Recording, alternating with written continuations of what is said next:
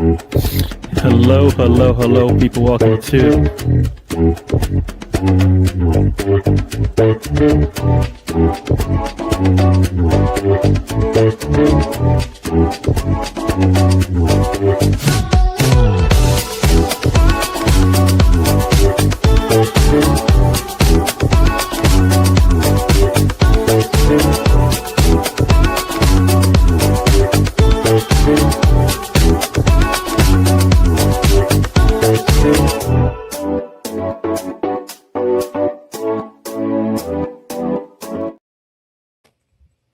Hello, hello, hello, everyone. Welcome to the show. I just realized I forgot to do something, so I'm doing it while I'm starting it. But we're starting to show up. Got Spencer in the house. How you doing, Spencer? Doing well, Gary. Yourself? I'm doing good. I'm doing good. Yeah, yeah. I'm doing good. No, I mean, everybody is worrying about Arsenal's transfer business, but as a little birdie told me, RELAX. Relax. It will happen.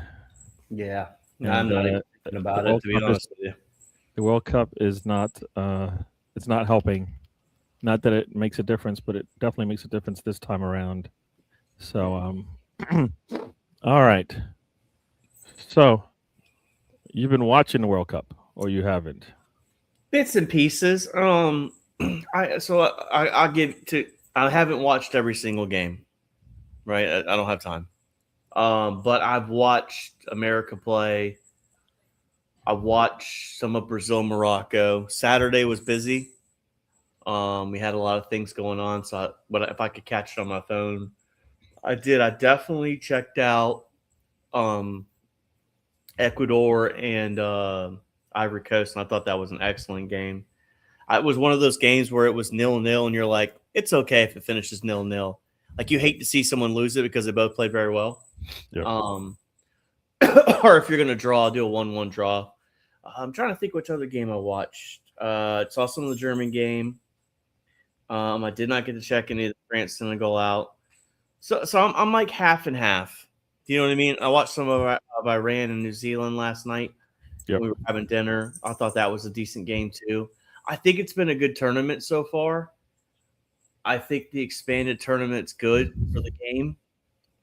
I know some people, again, like this. I mean, we'll get into it, but the amount of, I don't want to say virtual signaling because that's not the proper term, but the amount of just constant gripes about, well, there's cooling breaks and, well, there's this going on and that going on. And the games, I think, have been pretty decent, though.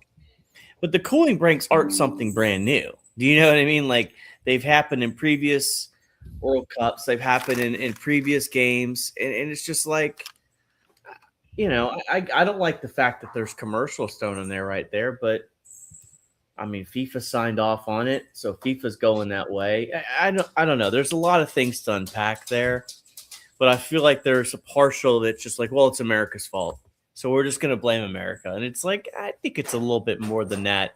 I think FIFA's allowing it. I think they want uniformity, regardless. Hey, they got a break because of heat, then this team should get the same advantage. Whether that's right or not, I'm not here really to argue for that. It's just the narratives around the World Cup are getting – the games are so good that the narratives need to just shut up. Just let us enjoy the football. That's my opinion on that. Yeah. No, I mean, I don't – I hear what you're saying, Mhm. but I can assume that if you had been watching college football and professional football for pretty much all of your life like you have, and then they decided they were going to play some tournament and they were going to change it up a little bit, you might have some concerns that the game isn't the same. I think you would. I don't. You might have to think about it, but I think I'll have to think you about would. that one. I think you would. You know what I think it is, Gary? I think I'm just tired of the negative narratives constantly. Yeah. No, but you would say the game has changed, right? I mean, the game's changing as it is, and then if they went in there and made some changes to make it seem like another sport, I mean, my understanding is the water breaks were because of the temperature was the gauge, and the temperatures are nowhere close to those gauges that they're using to just do it anyways because it's summertime here. Like I know they did it in Africa because the temperatures were in the 90s, I think. I don't think the games have been in the 90s yet because it's still early part of the summer You here. talking about South Africa in 2010? Yeah, yeah, I yeah. don't know. I think they want uniformity. I think. Well, no, but they didn't have it before. They've not had water breaks in, like you're saying, like how many? When is the last? I mean, I know they had it when they were in. Did they have it in the? I don't like I the think last one I they can had remember them was in South Qatar. Africa, but I don't remember when they had it in, in other I know Russia. I countries. don't remember any hydration breaks in Russia. I Yeah. definitely remember them. I think we had some in Qatar. I Yeah, mean, it's something like that. in deserts, it's a different. That's a different beast. But we're not talking about deserts. We're talking about Well, Kansas City's ungodly. more temper, huh? Kansas City's ungodly hot. No. I'm talking. That is the barometer, the temperature. It's not because everybody else did it in countries that have extreme temperatures that we do it at any time. I think it takes away from the sport, like anything else. You take a little bit out of the sport. It helps out the bigger teams, right? It doesn't help out the smaller teams. Yeah, I don't think When they're you're on a doing it. roll and then the whistle gets called 23 minutes in, you're like, oh, right. When you're struggling, it helps you.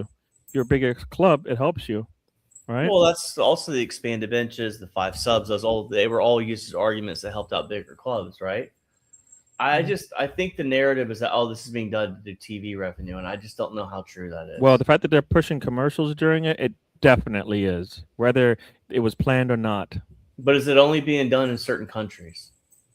Are our friends across the pond getting Well, commercials? like I know Telemundo doesn't show commercials during the break, right? So I don't, so I mean, I think I what they're know doing that. now is they're taking advantage of the situation, but I don't think the hydration breaks were purposely thrown in there to throw in an ad break. Is my point. Well, the fact that they're taking longer than usual, I think, and they're stopping games until somebody says, "Go ahead, the commercial's over. Let's start it," as opposed to where what was happening before is they were in a commercial break, and then you come back and the play had already started like 20 seconds ahead of before you came back, right? So Yeah. that like the game shouldn't be dependent on commercials when it never was before. Like, and Well, we're I agree talking with about that. world football. We're not talking, you're talking world football, not American sports, right? Well, they're running ads constantly. Like right now, Visa's on the screen and No, on the TV board. So they're no, I'm not. that's not a That's, commercial though. That you have that in no, you I have get that that.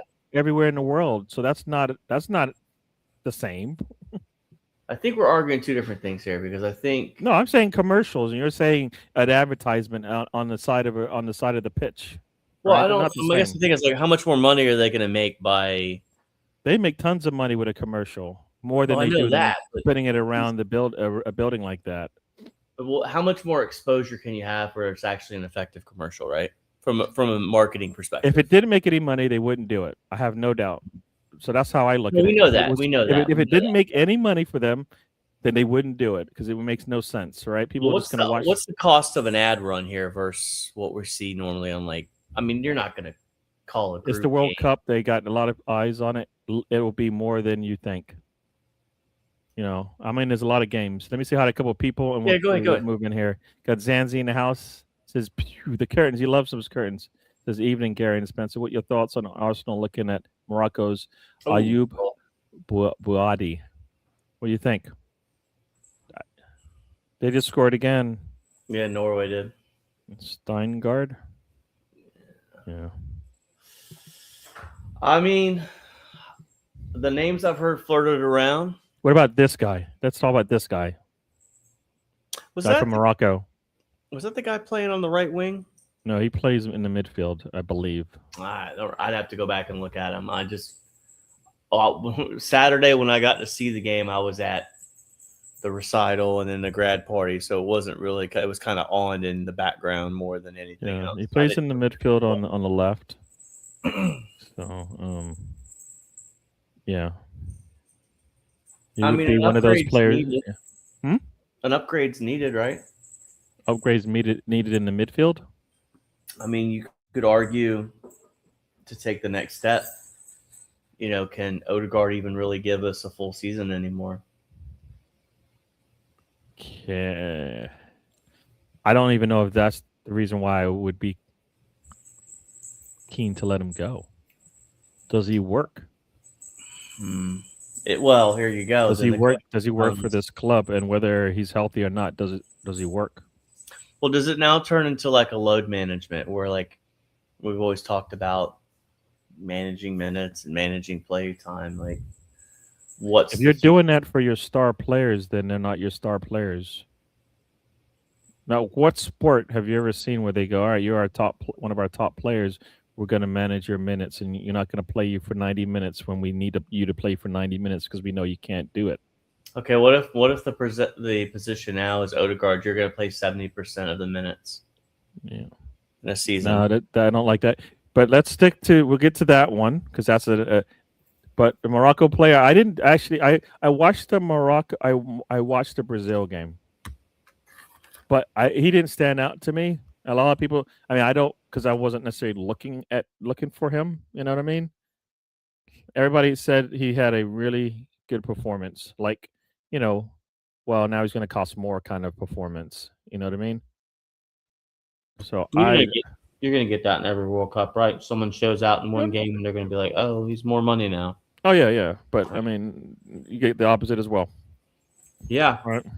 So But you know something I've noticed with some of these transfer rumors though, Gary, is like it feels like these numbers that we're seeing thrown out for some of these players are getting really funny. Like Tonali for 100 million. There's got to be a bubble here where like here's the thing: everybody's looking at what Arsenal's done, right? yeah, And thinking they can do the same thing. The problem is the definition of the player that we brought in for 100 mil, and the qualities and definition of what they're looking at for 100 mil aren't on the same scale. No, they don't match up. Like we're talking about, you're bringing in a Declan Rice leader, does everything. You know, I say, you know, I always talk about Jordan Henderson. He's like a Jordan Henderson, all right? Like you can't figure out sometimes where you want to play him, but you know if you don't have him on the pitch, you're silly, right? Like Liverpool doesn't win without him on the pitch, right? They don't have good seasons without him on the pitch. And he played everywhere for them, wherever they needed, whenever they needed something, he was there for them. So like these players don't give that. They're just a talent that might be might come to pass, but we don't know. As opposed to a player that you can see a lot of the stuff that they're doing. So yeah, I don't. Yeah, yeah. I'm up for whatever. I mean, I don't really care about the midfield. I don't care about anything defensively. Let me tell you that much. I feel like anybody we brought in defensively of late has pretty much they've been right on in terms of they got something out of them, whether it was in the preferred position or their secondary position. They got something out of them, right? Yeah. You know, so defense. But my thing is the attacking side of things, the front line, all of that. Give me that, and then I will show me you can do the same thing on the attack because we're not doing that. All right. I know you wanted to talk about the numbers. Let me go through the chat because I think I only did one message and then I went off on a tangent. So we'll come back, fellas. Yeah. Everybody in the chat. I got my thoughts. David and Jen says, Brenny, big up the chat, Odegaard. I don't see on the field in this game. He's on the field, but like he just came off, right? Just gave the armband to Haaland. I think, at some point Haaland might be, might be going. Can I just hold on to this thing? He's a number 10. He's there. Are you talking about Buadi? He's a number 10. All right. That's not where. At least that's not the way Foot Mob has him. They have him as a what looks like a right 6, a left 6. Yeah, Norway just scored. They're up 3-1 with like 9 minutes to go. Buadi played all over the pitch in a good way for 90 minutes, and he's still only 18 years old playing for Lille. When I was him, he stood out. When I saw him, he stood out. Then a day later, I heard we were looking at him, and he wants to come to Arsenal. Yeah, if a player wants to come to Arsenal and they got quality, why we shouldn't have to waste any time. We should be able to get him for what we wanted, right? Gyökeres wanted to come to Arsenal, and what happened? We got him. And we had to pay a little bit. He had to make a little. I think, both sides. The player, the teams had to accommodate. So, I remember when Forrest paid $1 million for Trevor Francis, and everybody was saying that's a lot of money. It was the world record at the time. Yipes! We are not. We are not. Yeah, yeah. Money is different now, right? Money's different now. Having $1 million meant a lot. Now $1 million doesn't get you much. No, I still don't see her. Brenny doesn't see her to gore. I mean, I kind of feel like I don't know if he gets healthy. Is he gonna do what he was doing before 2 years before he got injured? You know, Baudi is quality, but would not play many games for us. He won't get into Arteta's circle of trust group anytime soon. Well, I don't. So far, everybody that he's brought in now, so I guess you're right. If he's a Norgard, then no, he won't. But if I'm Berta, I'm like, you're not bringing in players you don't play. That doesn't happen. There's got to be a really good reason why Norgard didn't play. You know what I mean? And I don't know what it is because, like, when he needed to play him as a center back, he had no problem doing that. Yeah. In his preferred position, I don't know. But anyways, we're moving on. I know we were talking about transfers, and did you want to go to that, or did you want to rant? Well, I was going to say this. You mentioned something earlier about the Buati, I guess that's his name. Yep. The reality is based on the season we had, Champions League, how that turned out. You're going to have your pick of the litter of who's going to come play for Arsenal or want to come play. So, I mean, we should be able to get pretty much who we want within reason. I mean, you're not going to go out and spend, $200 million for Mbappe, but like if we want Morgan Rogers, I think we're at a power position where we can make that happen. Where we are option A. So I think that's the good thing about having won the league and where the youth of the team and the actual core looks right now. And that pivots into what I said about Odegaard. I still think there's a world where Odegaard is your main guy, but we've talked about this with Saka. We talked about it with Odegaard and even Rice to an extent where they need to be managed if we're going to play 60 games a season. I need to for me, Odegaard, 75% of the minutes would be what my expectation is, and then you get pulled off or 70 to 75 minutes a game. We can't have Saka play all 60-some games. So that was my point with Odegaard, where his role potentially changes with the team, where he still is one of the first options on the team sheet. But from we can't have a world where these guys are doing 90 minutes every single game. We saw what that did to us, and we avoided it. But that was my whole point with Odegaard. Is there a world where he kind of still is the main guy, but kind of gets, hey, we want to make sure that you are tip-top shape all year, and this is how we're going to achieve this. Where the Man United game, you're playing 90 minutes, but the Brentford game, you're playing 60. Yeah. Or in Weary starting this game, or Eze, or whoever, right? And I think that's my argument there, is that we need to get better at that. And I think, if you can improve the quality up front, and I'm talking more of the left wing position at this point, then there's a world where that becomes more of a reality because you're handling your business early in games. That's where my thought process is with that. I don't really want to move on from Odegaard, but my point is, I could see a world where his role changes to an extent where he still has a very important role, but he's not the main guy being relied on for everything. That's my position. Yeah, you hit a mouthful there. It is a mouthful. I know it is. No. What I was gonna say, mouthful. I don't know where he fits in this team. The way we're playing, we've outgrown a lot of the players that we brought in that were really good for us, right? Mm-hmm. And we didn't bat an eye when it was time for them to maybe move on, take a step back, right? Like the Jesuses and the Zinchenko's, right? Right. I don't know. I think to some degree, Erdogan might be in the same situation, right? Because I don't, like I said, I don't. He needs to be higher up the pitch, and he's not. So if he's not, and the manager's saying I want him further up the pitch, then he's doing something against your plan.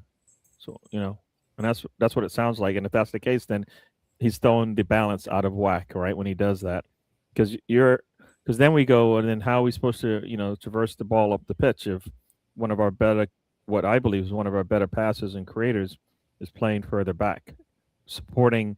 It's looking at everything, being the pass before the pass before the pass, and I'm like, no, he needs to make the pass, and he can do that. We've seen him do it. you know, Yeah. we've seen him do it. So like, why now all of a sudden? No, it's better that he doesn't. So then our tax struggles, and then you just talked about it. We should be able to see out. We should be able to jump ahead in games, and we can't because we're too defensively sound. That nobody's in the attack that can create for us. Because what I think is Erdogan is not. He's not there, right? And Eze makes the passes, and I think Arteta doesn't like those passes. But it's the same with like the strikers. They have to get opportunities to miss. They're gonna miss some, but the more you give them, the more chances they're gonna make. Right? Same thing with an attacker. He's gonna make passes that don't always go through. The trick is, at some point, his teammates will be there because he's gonna make that pass. Right now, I don't think that he might be making it too soon. They might be making the runs. All these things might be coming into play. And then, like, the pass goes for naught. And then Arteta's like, that's a wasted opportunity. And then you watch a lot of teams, they do that. Right? It keeps fun. It keeps the ball up the pitch as opposed to going all the way back, recycling it, losing it. And then now you're on the defense as opposed to, I'd rather lose the ball in an attack in the final third than in midfield like we do sometimes because we're too busy trying to recycle. Well, I think that's going to be the interesting to see what next year looks like. Yeah, I think it's still an unknown right now. I don't know. I don't know what that's going to look like. I think it depends on what your transfer business are. What can you do better man management? Where does Nweri fit in this? Does he fit in at all? Like, there's a lot of things that are still unanswered, and they're going to probably remain unanswered because I would imagine the majority of the business we want to do are players that are in the World Cup. I just imagine there's probably a couple that aren't, but outgoings and I think and I'm trying to remember, go back the last World Cup, not the one that was in the winter, but the one that was in 2018. How slow the transfer window was during that time frame, because I feel like outgoings, like did Anthony Gordon kind of break the transfer market number by going for 70 million, where you could argue Barcola at 60 million is a massive like steal compared to what Anthony Gordon. So like, again, just unknowns. I know what we want to see for next year, but we did win the league, so like kind of what we did work to an extent in Norway. Oh, they hit the side netting. But we need to improve, I think, our quality of our attack. And if Odegaard becomes a victim of that, then that's something that, do you know what I mean? We'll have to see. We'll have to see whether he's here or not. Yep. Yeah, and the problem is unknowns, in my opinion. Yeah, no, but I mean, this is why we have the show so we can talk about them, so that we're not like going, all right, we talk about it after the fact. Well, it's already happened, so there's nothing really. I just can't give you a good answer. Is my point based on what I'm. There is no good answer, though. That's I know. Why do you don't have to give? You can't give me a good answer for your opinion. Your opinion is your opinion. It's not like, well, is it good or not? No, it's just your opinion and what you see. It's not a great opinion, Gary, because I'm sitting on the fence right now trying to decide where I feel on this one. Yeah. I think I'm going by what I've seen in the last year and a half, right? Since he got that injury, just not been the same. Saka, since he got his injury, not been the same. Are they actually going to be players that we can depend on next year after a World Cup where some of them may go deep into the tournament if they are actually playing? I mean, I've heard some people say just send Saka back if he's hindering you. Send him back, right? And get somebody in that might be healthy that could actually maybe perform, right? I know Saka will. I think Saka can play on a bum leg, right? And he'll make it work. But should he have to do that? Yeah, there you go. I think should he have to do that? If he has to do that, then you've got a problem where you have to play a player on bum leg.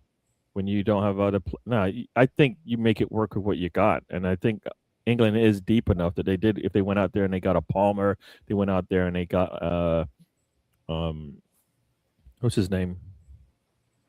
Not McGinn. Who was the Bowden?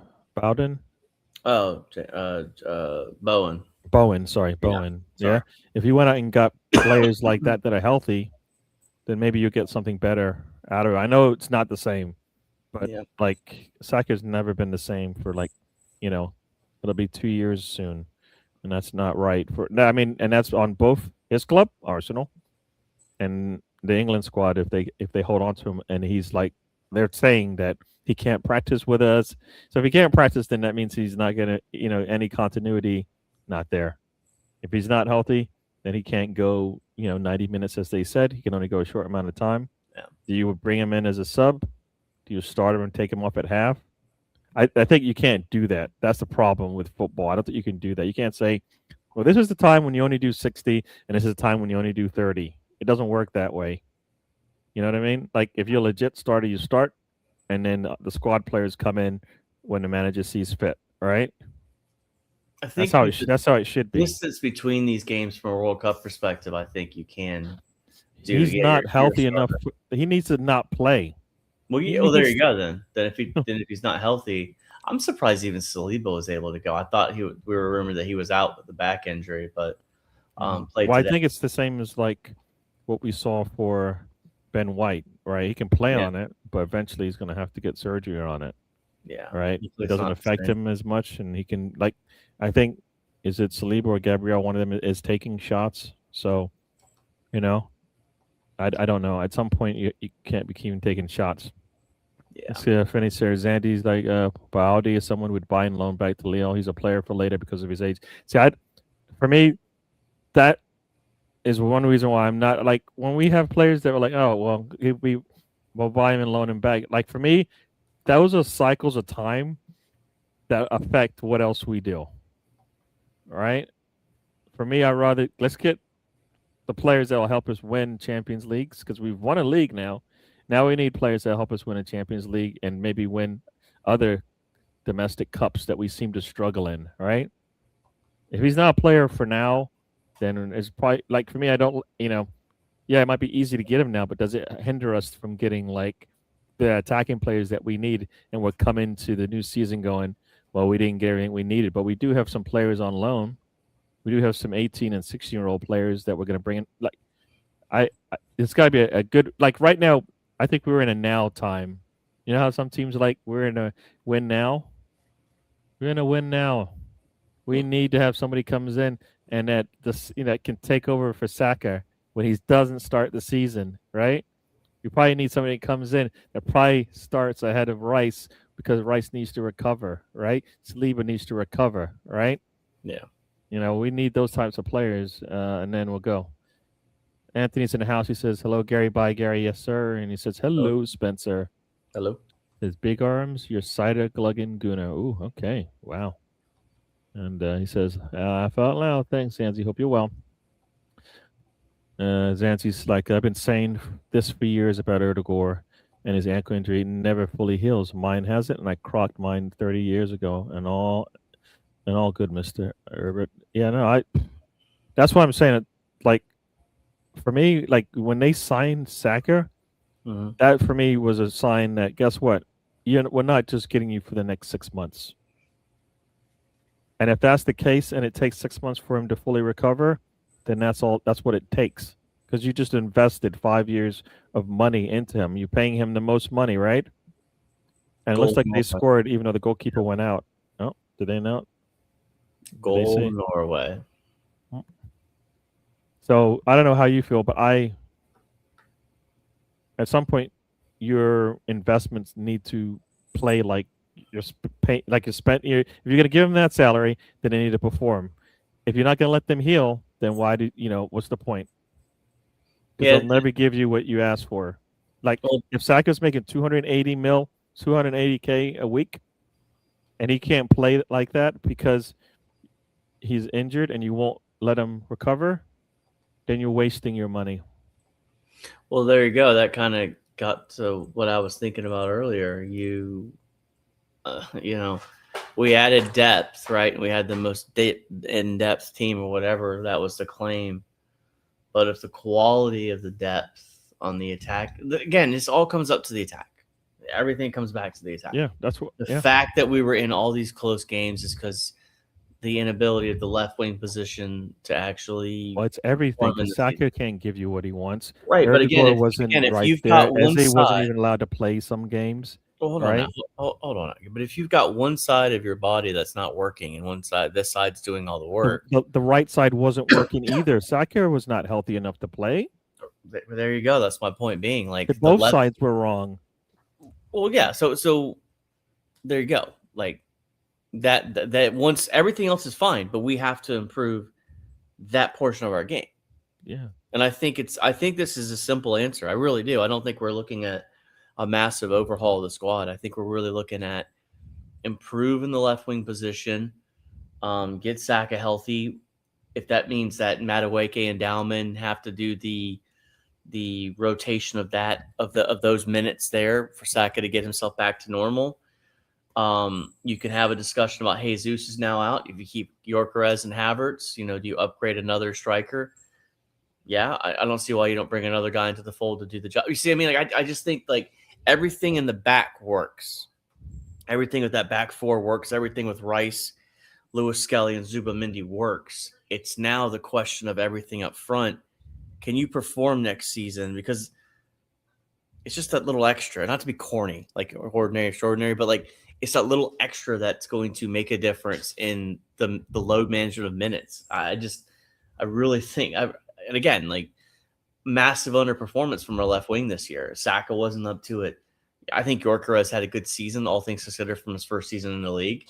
Havertz, it was okay when he was healthy. But again, that's the question. Like, remember, that's what it's all going to come down to: our health, our load management, and upgrading the quality. And if we can do those three things, we'll be sitting here again next year, 6-16, 2027, as champions again.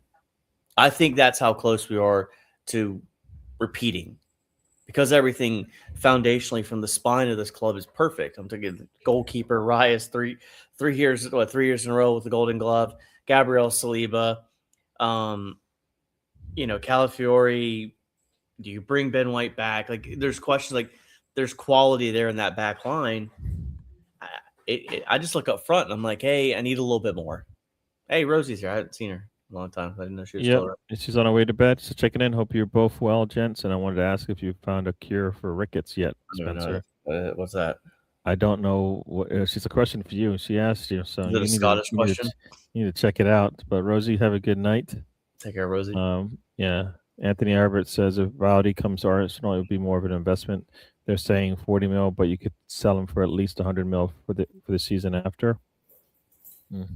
I agree with Gary, what you said earlier about, players for now. I mean, it depends. Again, like if Morgan Rogers and Barcola are on this team, or a combo of those two profiles make it on this team, and you can still afford that, okay.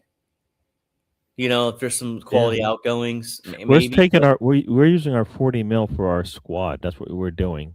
Yeah. That's what we did last season. So you're telling me, all right, if last season, like if we wouldn't have missed Norgard, but he wasn't worth that. He wasn't his value wasn't that high, but you wouldn't have been able to bring in a Norgard, a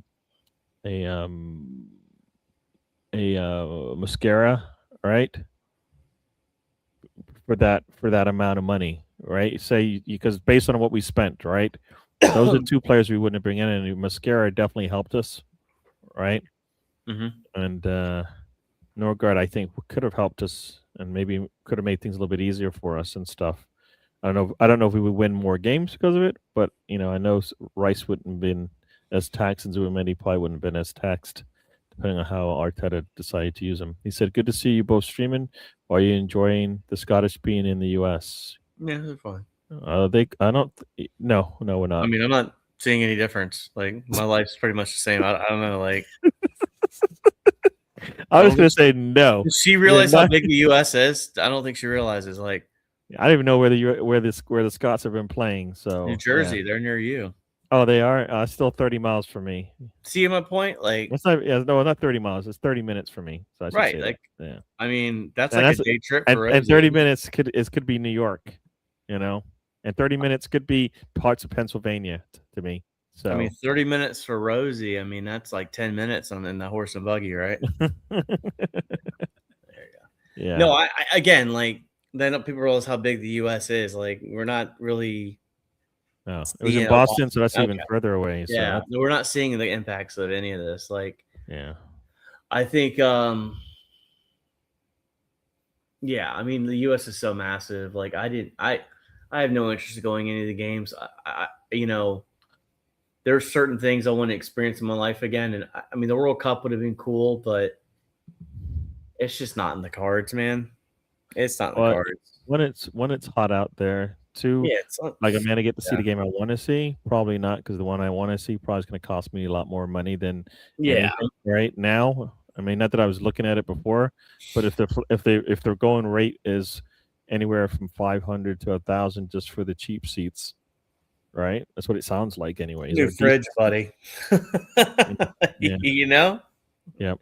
Yeah. My wife would be like, "Oh, we need a new fridge." Oh, well, I spent $500 to watch Iraq play Croatia, whatever, exactly. right? It's like, what'd you do? Yeah. Rickets is a bone disease, so I don't know why you're looking for a cure.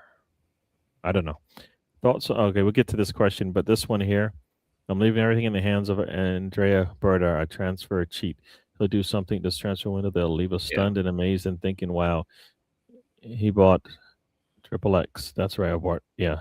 No, I think Berta is good, and I think I said this even last year. I said he didn't get enough time to actually do what he wanted to do in the window, because I don't know. It sounded as if Zubimendi was not actually a player he wanted.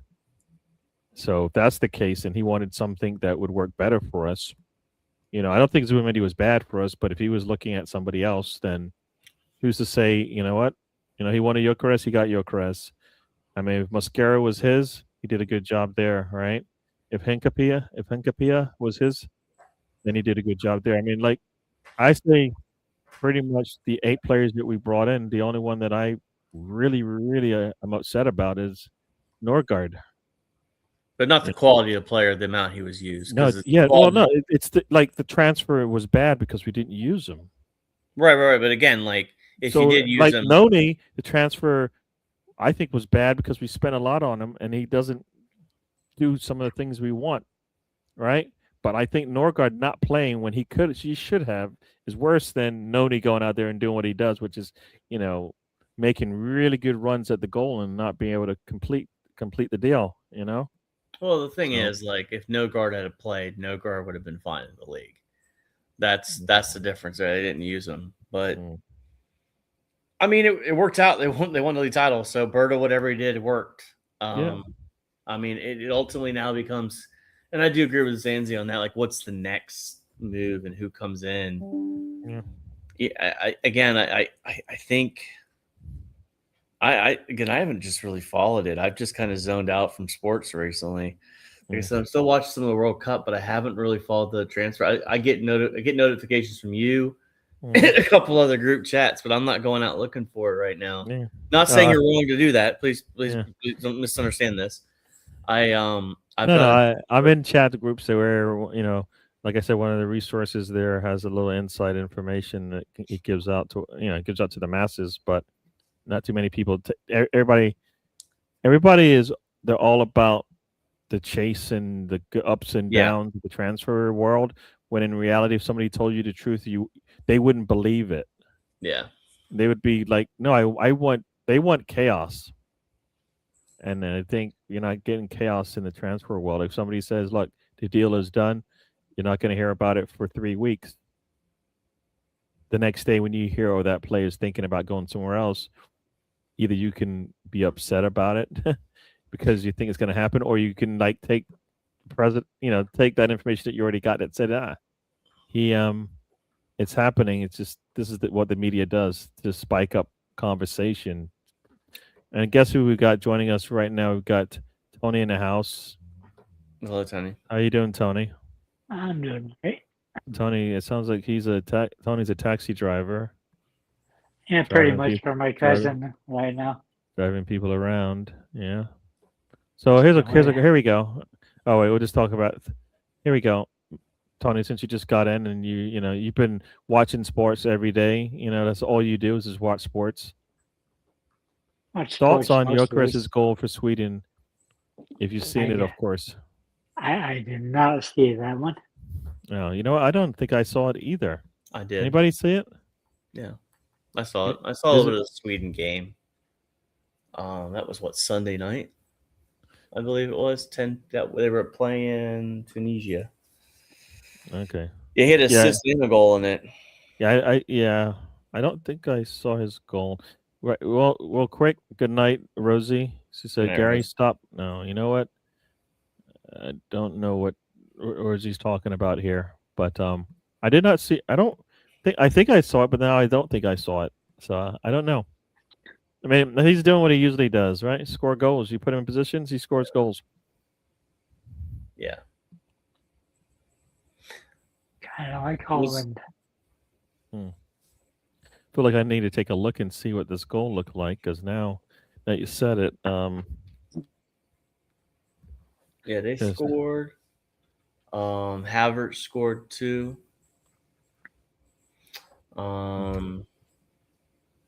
Someone else scored.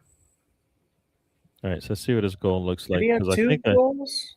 Oh yes, that's right. They made a mistake in the back, and yeah, that was very easy.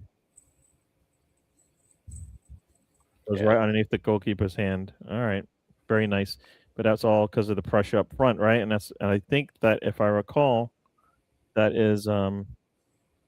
I don't know if that's Isak. Is that Isak? No, it wasn't Isak. Was it Isak? Isak is number 9, right? Yep. See, that's the thing. That's what Erdegaard was used to do for us, right? He used to press up top with the striker, turn the ball over, bang, bang, bang, we score. Yeah. He can't do that anymore. So take out one of the bullet points for what he gives us, because he doesn't press. He doesn't help us press anymore. Kai Havertz can press up front, and we've seen what he does when he does that. You said what? Jesus can't press up anymore?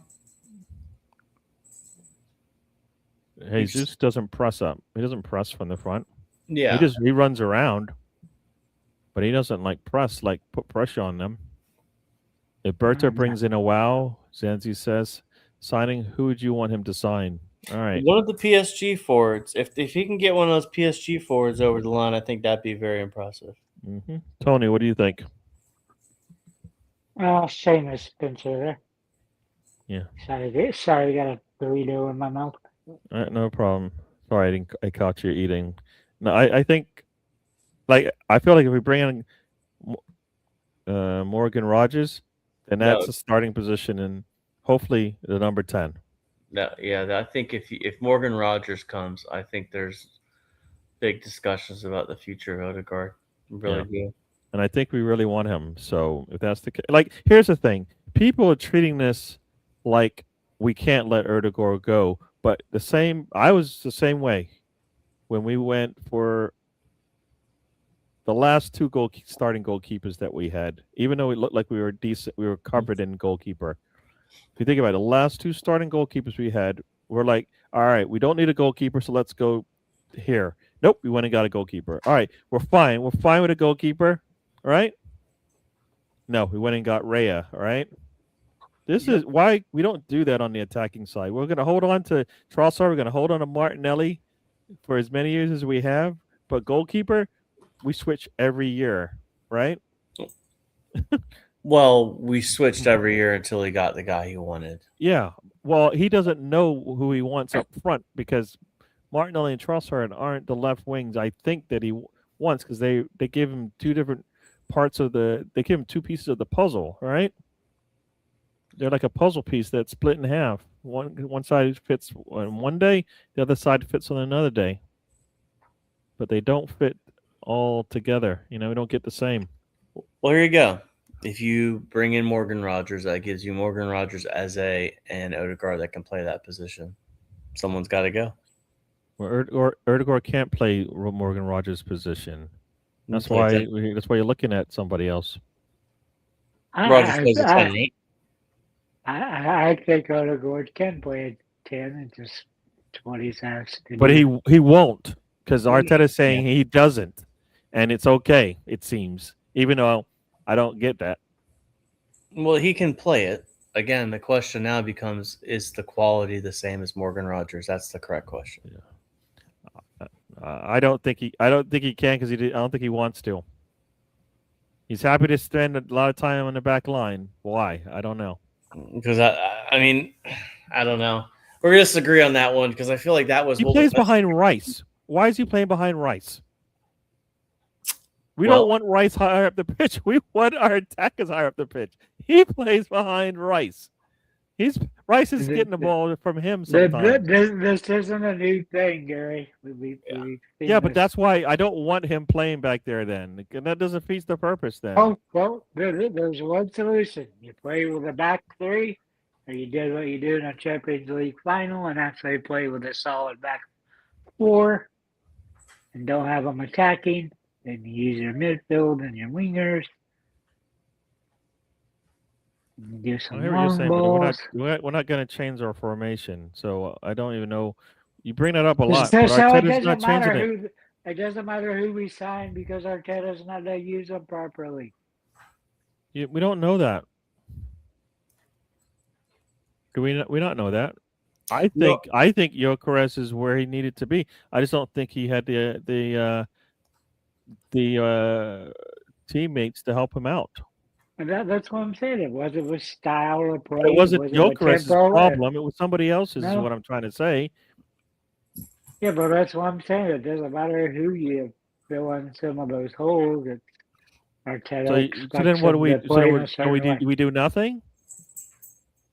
I don't know. That's Who why fits Arteta's role in the 10? What player, if you could get any player in the world right now, who fits in there and does what Arteta wants in the 10? I don't know. So how do you know? How do you know that? How do you know Odegaard. that it's not Morgan Rogers? We don't think it's Erdogan, right? We don't think it's Eza, right? Diamond's not going to get his time just yet, right? You could tell me that you're telling me that this player isn't going to be playing in his right position. And I ask you who could fit that position. Like I believe Kai Havertz fits the position Arteta wants as a striker, right? We just need a better version of that. And that's why Julian Alvarez came in, because we're like, he can do the similar things to Kai Havertz, and he does a lot of things better than him. Right? That's what my understanding of why Julian Alvarez was always like a preferred striker to bring in, because he actually pushes Kai Havertz to the bench, because he can do the same things as Kai Havertz, and he's better at finishing. Well, he's not coming now. No. Big Gunner says Vinny Jr. I don't think he's leaving. I don't think he's leaving. That'd be a tough one. Well, again, okay, so if you do bring in a left winger and Eze plays the left wing, and then you have Rogers in your 10 and Odegaard could play 10, I mean, there's that. Right now, Dalman would be coming on, though, wouldn't he? I'd look at him more as a right wing. Oh, yes. But, I mean, he can play the 10 too. He can play midfield. I think the kid's talented. I think you could even potentially push him out left. I don't know why they haven't really thought about that potentially. I'm not saying that's your future left wing. Please hear me out. But, again, like, he's the future. So you find a spot for him. Because, again, even if you bring in one of the PSG wingers, like, they're not going to play every single game. Like, so what does that become? Like, Trossard's got to go. I mean, I think he's just too old. Well, Trossard can't play every game, and right now Martinelli is the reason why he plays. Well, if you move on from Martinelli, you sell him. I think you sell him for 40, 50 million. That's what I'd sell him for. And nobody's gonna pay that for him. You'd be surprised. I think he's a talented player. He just doesn't. You see him in the Champions League. If he goes to Germany or he goes to Spain, he'll score 20 goals a season. Easy. Doug wants to play catch. Oh, you're good. Mhm. No, I think the physicality of the leagues is the problem here. The physicality of the Premier League it doesn't seem to suit Martinelli anymore like it used to. Like the game's just more open in those leagues. It's not dissing those leagues or anything, but I feel like again that becomes the risk of bringing a Barcola in or bringing in a Due or bringing in a the only guy I think that could probably come in and play that super physical like immediately is that Carvajal, the Georgian player. But like there's going to be that adjustment to coming in the league to the physicality. Vinny would have issues with it too. Like the Premier League is just so physical. It's the game. The game is the game, but the physicality levels of the Premier League are different than the other leagues. And I think when you say that, people think you're automatically saying the Premier League is better. No, I just think it's different. But It's how kinda do like- you kill physicality? How do you kill it? Come on, you know this. If you're playing in a football, NFL, college football, how do you kill aggressiveness? I With mean, speed. Come on. Speed. Vinny Jr. has speed that the likes of the league wouldn't be able to slow down. All right, speed is what does it. Right, speed. Like you look at Henri playing in the old days. Right, his speed made a totally difference. Yeah, can you touch him? No. Can he make you look stupid? Yes. Does that disappoint you? Yes. Could he finish? Yes. That's how you kill aggression. I'll be So right back. I'll be right back. that's why Martinelli works. He just can't finish. We need somebody who's Yeah. quick and can finish, right? I mean, as Yeah. Zanzi says here, young fella, me lad, forget to say hi earlier. Yes, my bad. Trust all is well. And Holmes said, what about Mbappe, Saliba's best friend? And Anthony Herbert's like, Mbappe's second goal was a good goal. He got me good points in the World Cup Fantasy League. Yeah, I mean, that shot from Mbappe, the shot from Vinny Jr. In the World Cup is what Arsenal's looking for. They need somebody who can do that. They need players that can do that. Sorry, Tony. I know you're going to say something. Yeah, I was going to say speed, but that's the problem is the team doesn't play with speed or tempo, and you already have Bucharest that makes all the runs into empty space, and they don't pass it to him. So to have a pass guy out there that do a through ball into the area for the But we speed need guy. that. And we need that type of player anyways, regardless. We need it all over the pitch. We used Well, to we don't have need it some all of over the that. pitch, right? Just get the ball to somebody in the midfield that can do it. That's what you need. And that's what a Morgan Yeah. Rogers will allow you to do. That's why we were going to bring him in, right? Because you get a Morgan Rogers with a ball at his feet. Him in the Premier League is what you need to get the ball up to your front line, all right? Presumably, you would want a midfielder, a winger, and a striker that had speed. Give you options. So who would that be? I How do you know what don't we sir. need, but you don't know who we need? Like what player would fit the bill to answer those questions? Like you're saying Gyökeres it does, but we don't have a 10, and then you're saying we don't have an 8, right? Is that what you're saying?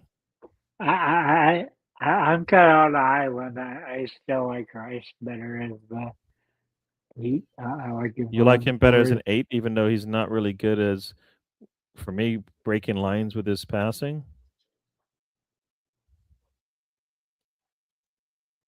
So everything seems to slow down. He'll try to dribble through, but we don't need that once in a while, but not in most of the games we play. Right? Yeah, but he can score. Who can score? Rice can. It's more him making the runs. I don't want Rice to make score. That's why I have Saka. That's why I have Erdogan. That's why I have Eze. That's why I have Max Dahmen. That's why I have Trossard. That's why I have Martinelli. Rice doesn't have to score for me, but I need Rice to help me get somebody in positions to score. All right? That's our problem. A lot of times we don't even get the ball to those players to get the score, right? Let's see. Anthony Herbert says thoughts on that team won in Tonali. Looks like looks like it's to be the what? The Darius player in tournament. Then what? If he goes, I don't know what that means. I don't know what that means. Sorry, Anthony. I don't know what that word means. I don't know what that means. I don't know. So maybe you can clarify for me, Anthony Urban. I've heard we're doing an Eze on Tonali going to that team. You can hear them crying down the lane. Yeah, Tonali and Rice and a 10 in the midfield, right? Would you like that, Tony? That was Morgan Rogers, Tonali, and Tonali and Rice in the midfield. Would you like that? That could work. Okay. It definitely needs retooled. Yeah, we just need to we need to be able to push some players to the bench, right?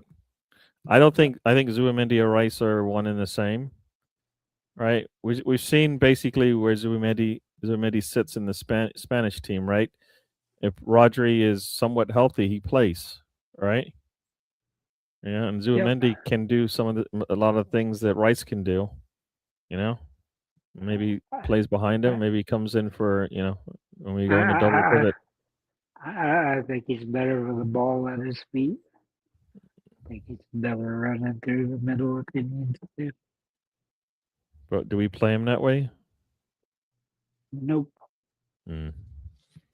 Did a little bit earlier in the season. Yeah, and maybe that's when he was healthy, and then when things slow down, yeah, you guys going back and forth. We're after a left wing called Christos Zolis. He plays for Club Brugge. He scored over 20 goals last season. Asking price is 40 mil. He's 24 years old. Would be a good signing for us. Thoughts? I've seen the videos. The videos of him playing. He looks really good. I mean, like the speed of the game might be the issue, as Tony said. And there's a speed, and then there's the aggression as well. But I think he's got he's shown that he can get the ball out from his feet pretty quickly. So that's what we need. Yep, speed and grit, two qualities. So I think he would work. I mean, that's why for me, and where he works for me, because he gets the ball out from his feet pretty quickly. You need to be able to do that in this league, right? And permanently, you need forever to get a shot off. It's never going to happen. But you need a manager to trust you and play you. Very, very true. Very, very true. Yeah. I would like us to get Anderson from Forest, if I'm honest. So, okay, get Anderson, and where does he play?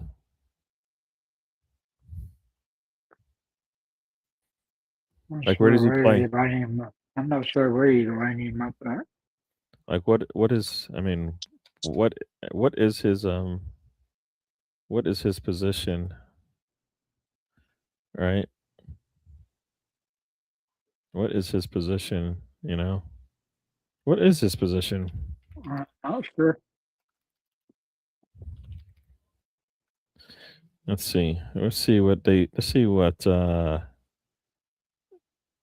Transfer Mark says he is central midfielder. Yep. So he plays right through the middle. Play at number 6 or play up high in the attacking midfield, but typically plays a little bit more central. But anywhere through the middle. So that would mean what? Rice would be your 8. Is what you want. Rice is the 8. Yep. Anderson would be our 6 then. We're bringing him in. We're bringing in Morgan, right? And then we have our new midfield, right? Yep. For me, as long as we're trying to improve our starting 11, because I think that's the key, and our starting 11 needs to be able to play in tournament play. So, yes. Zanzi says yes to Zolis. I've seen some of his videos, and he looks really good. He won the Johan Cruyff Trophy last year in the Dutch league. There you go. Yeah, it's a good quality player.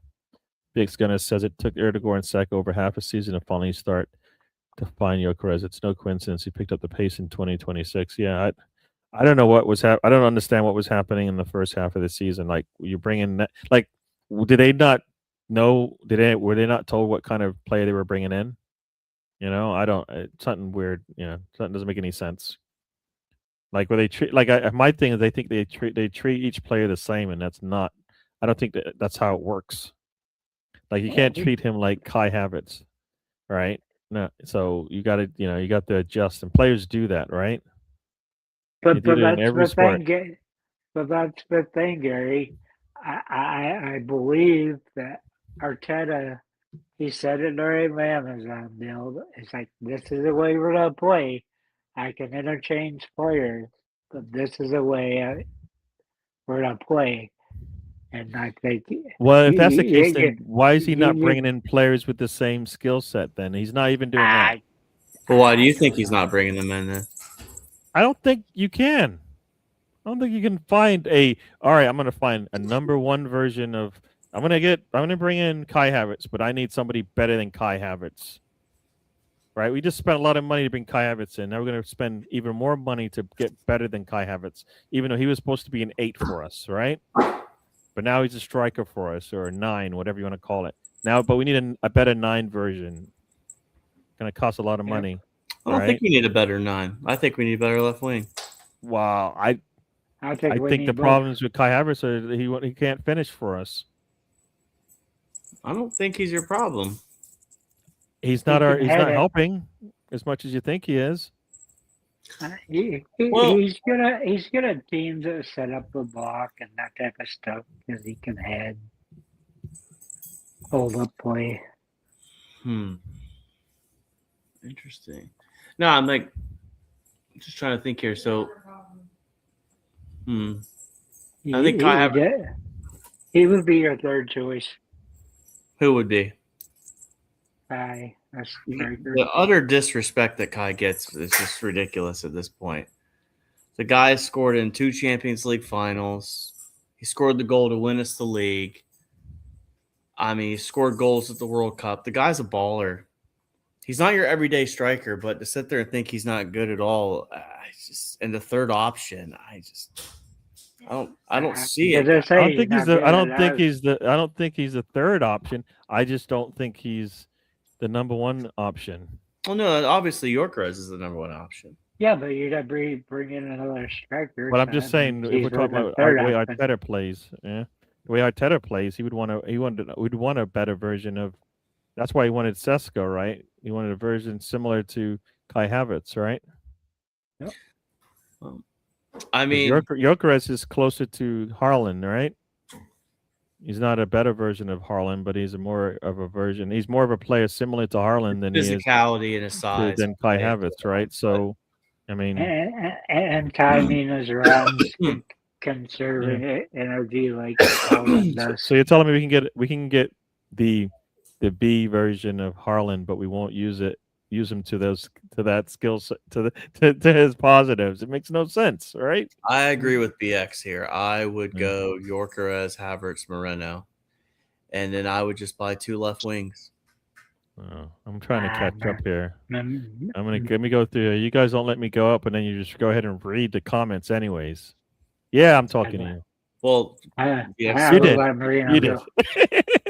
Because you guys won't let me catch up. I'm just kidding. Same here, Zanzi. And for that price, 40 mil leaves us with more money to spend in other areas. That's true.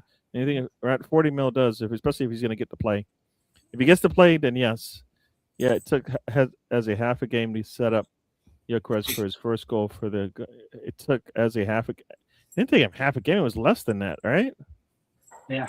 I mean, it was less than half a game. I mean, he put that cross in and Gyökeres finished it, and then we're like, all right, we're going to see a lot more of that, and we never did.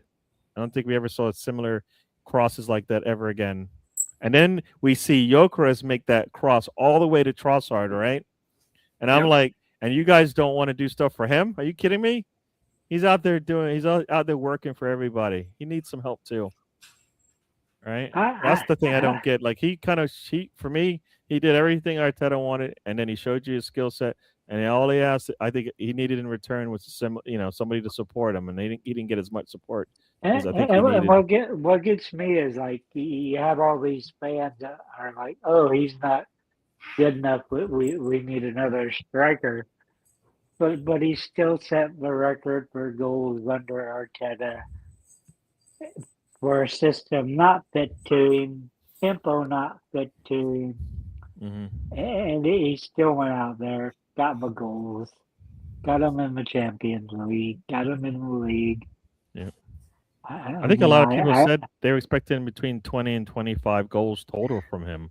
There's the reality. And that's what he did. Everybody wants a Haaland. You're not going to find a Haaland. You know what? That's when anybody says I want a 20-goal scorer in the Premier League, I go, well, I can't talk to you anymore. They don't exist. Yeah. There's no consistent 20-goal scorer in the Premier League. Haaland. That's the only person. There's not too many. There's one right now. Salah was one. No, he's not he's a wing. He plays off the right. Like a 20-goal scorer. There's not too many 20-goal scorers in the Premier League. There's like 2 to 3 in the best seasons. Right. And again, like that's the problem is you got a guy that came in, he got 17 goals in the league, I think it was. Who's that? Yorkeres, how many was it in the 14. League? 14. I mean, maybe a couple more would be nice, but again, if you start doing this, right, if you can get 15 from Yorkeres next season, let's say 10 from Havertz. He should be pushing close to 20 if he plays. Well, no, what I'm about to say is going to make sense. If you get a wingers and attacking midfielder, you need it, which I think we have. I think as a suits his style, Trossard suits his style, but you still need 2 new left wingers. We scored 71 goals. You add another 20 goals on top of that. Yorkeres gets a couple of more. He's getting closer to 20. That's what I mean. All right. He doesn't have to get all the. How many did Trossard score in the league? Was it 3? Trossard, let's see here. I got to wait for this window to refresh. It's been a while since it's. Maybe more than that. I think it was 4 or 5. His DA was way up there. But again, I don't know. We'll see. I think Yorkeres is fine. I don't think we need to really go out and spend another $90 million on a striker. I just don't. Unless you can convince that Alvarez is going to come, like outside of that. Yeah. Trossard is 6-6 in the league, so, and that's a bad for him because he's been like almost double figures the year before. So, yeah, but I think that's because we didn't play as much.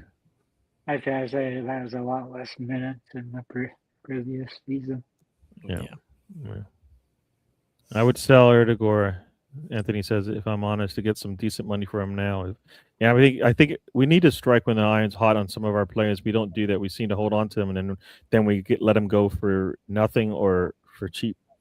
Like some players have to go at their peak. Like right now, I think Martinelli could go at his peak. It sounds like they're trying to get rid of Trossard. He's got people team that wants him, And if Erdegaard is a team that somebody wants to go for, sometimes you might have to do that. Exactly, Zanzi says BX. What else you got here? Tonali goes to that team. You're talking about 80 mil. They've never spent that on a player. So, that'd be, we'll see how that plays out. Watching the Spain game, I kept yelling at the manager to put Moreno in at striker. Hey, they needed that, man. That's the thing. Moreno, he shows up, does his job. Nancy's got. Let me finish, dude. Let me finish. Jesus, Trossard, Erdegaard, White, and Wary. I'll sell them all of them. That's what Zanzi says.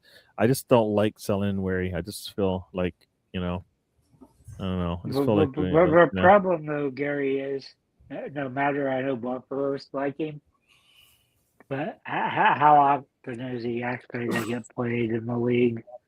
Especially if you get more. Yeah, no, I get the reason why you have to. I don't want to have to do it. That's all. Next to Rice plays. I don't know what this means. Next to Rice. I don't know.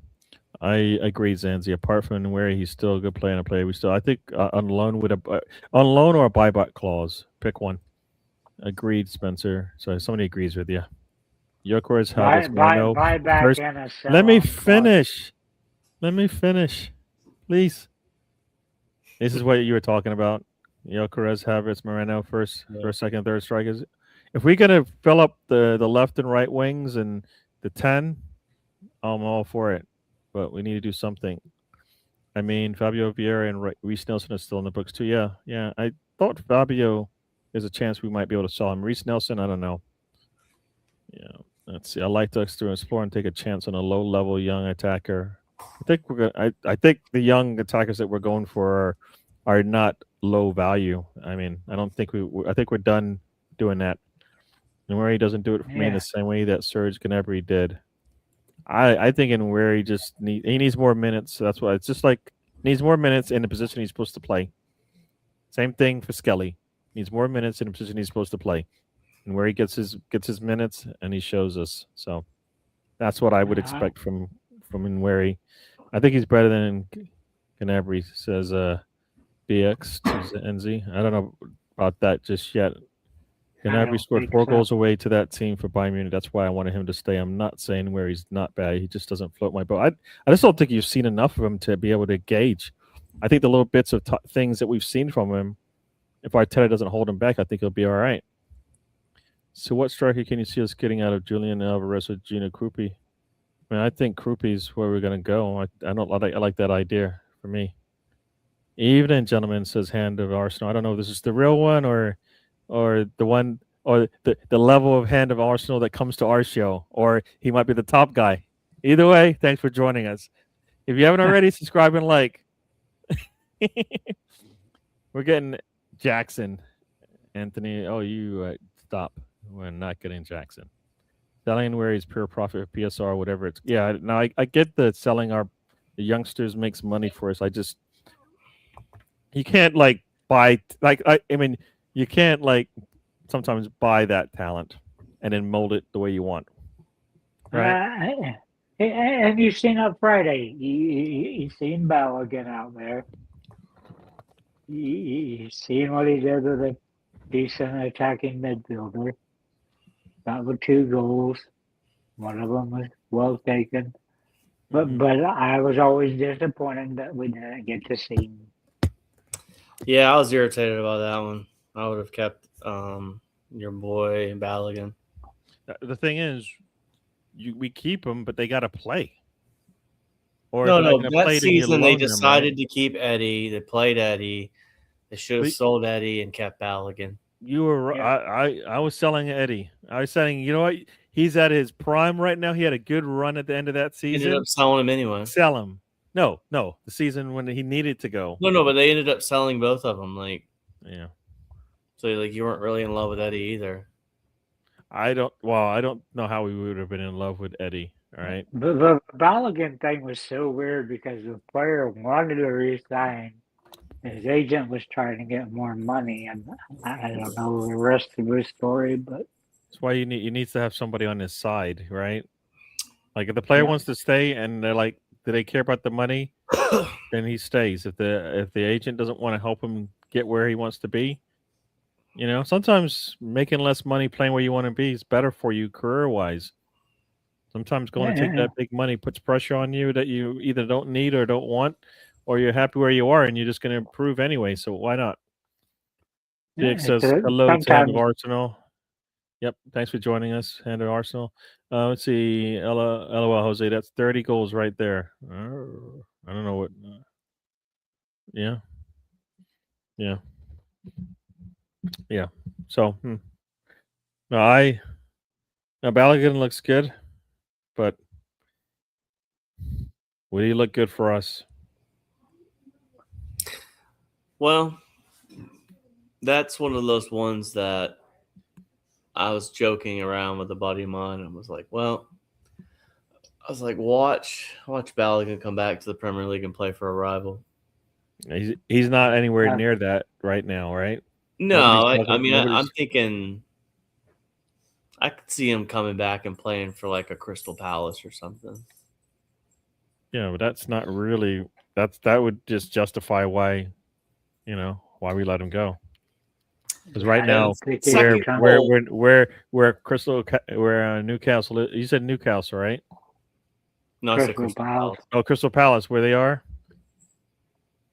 They're not anywhere. They're not competing with us, so it's not like they're getting. He's going to come back and sting us or anything like that.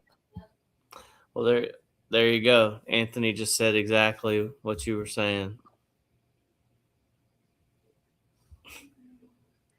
Tell him who. Ask him who. Who's the 20-goal striker that's available right now? There is no 20-goal striker. Stop asking for 20-goal scorers in the Premier League. They don't come around. And when they do, they don't last long, right? Think about it. Like Tiago, was second top scorer in the league this year. Mm-hmm. See what happens next year, right? It's hard to get 20 goal scorers in this league. I think every time you ask for one, you're not just don't ask for it. We don't need 20 goal scorers. We need like 6 to 7 players that can score anywhere from 12 to 18 goals. That's what we need. And look at what Gyökeres did. If you play to his attributes, you can get 20 goals out of him. Yeah, but Tony, he looks like he's got jeans on when he runs, and it just doesn't look aesthetically pleasing to me. And I need you him don't to put him. You know why? Because they're passing to him like he's Isak. There's sarcasm coming out of my mouth. Yeah, but like, why bring it up then? You play him out. You just talked about it. We're playing him out of position, and we're saying we're complaining about him not doing what he can do. Right? Because make up your mind. Which one is it? Is he playing in his? If he's playing in his position, then he's not gonna. He's not wearing jeans out there. Right? No. I know he's not wearing jeans, Gary. It was sarcasm. My point. No. I mean, you're saying he's slow, and I'm saying no. I don't think he's slow. That's why the jean comment comes up. I don't agree with that comment. But you said it. I did it to get a rise out of you, Gary, and it worked. Well, I'm moving on. I'm not talking to you anymore. Okay. I can see Chelsea going in for Balogun. Oh, yeah, that fits them perfectly. Lukaku didn't look pleasing, but he scored the goal. Same with Glock. Yeah, we'll see. We'll see next year if Glock continues. I mean, if you get Havertz and Gyökeres combining for 25 goals, that's perfect. And then if Havertz and Gyökeres for 25 combining together, and if that's Gyökeres getting like 18, Havertz getting 7, and maybe like 10 assists because he does make good passes when he's out there. And then like you said, you upgrade the left wing position. You hope that Madueke can kick on and continue to progress in his career. You still got Dauman. The Saka health is an unknown. Morgan Rogers coming in the midfield. You still got an Eze. Like, I think the answers to our questions rely what we're going to do in the midfield and what we're going to do at the left wing position. And maybe if you want to look at another fullback, trying to figure out, we don't have a situation where you have Ben White, playing. Fullbacks. You mean right back, right? You mean right back? Two fullbacks. I would look at 2 fullbacks. I would kick the tire on 2. I know Nkapie, is that permanent? Did we make that permanent yet? We haven't made it permanent, but like it's not July yet, and usually July is the is when the financial calendar, I think. So if you bring him in, June 30th is the last day. Everybody's contract. But I mean, July is when you make the purchase, right? Yeah, because so July. So like, yes, the end of the month is when it ends, but the 1st of July. So July is when you make the transaction for your financial books. I mean, and as far as the guy I was mentioned earlier from Morocco, the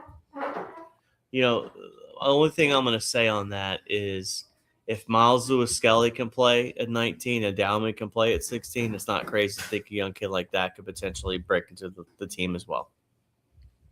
So it's probably very unlikely.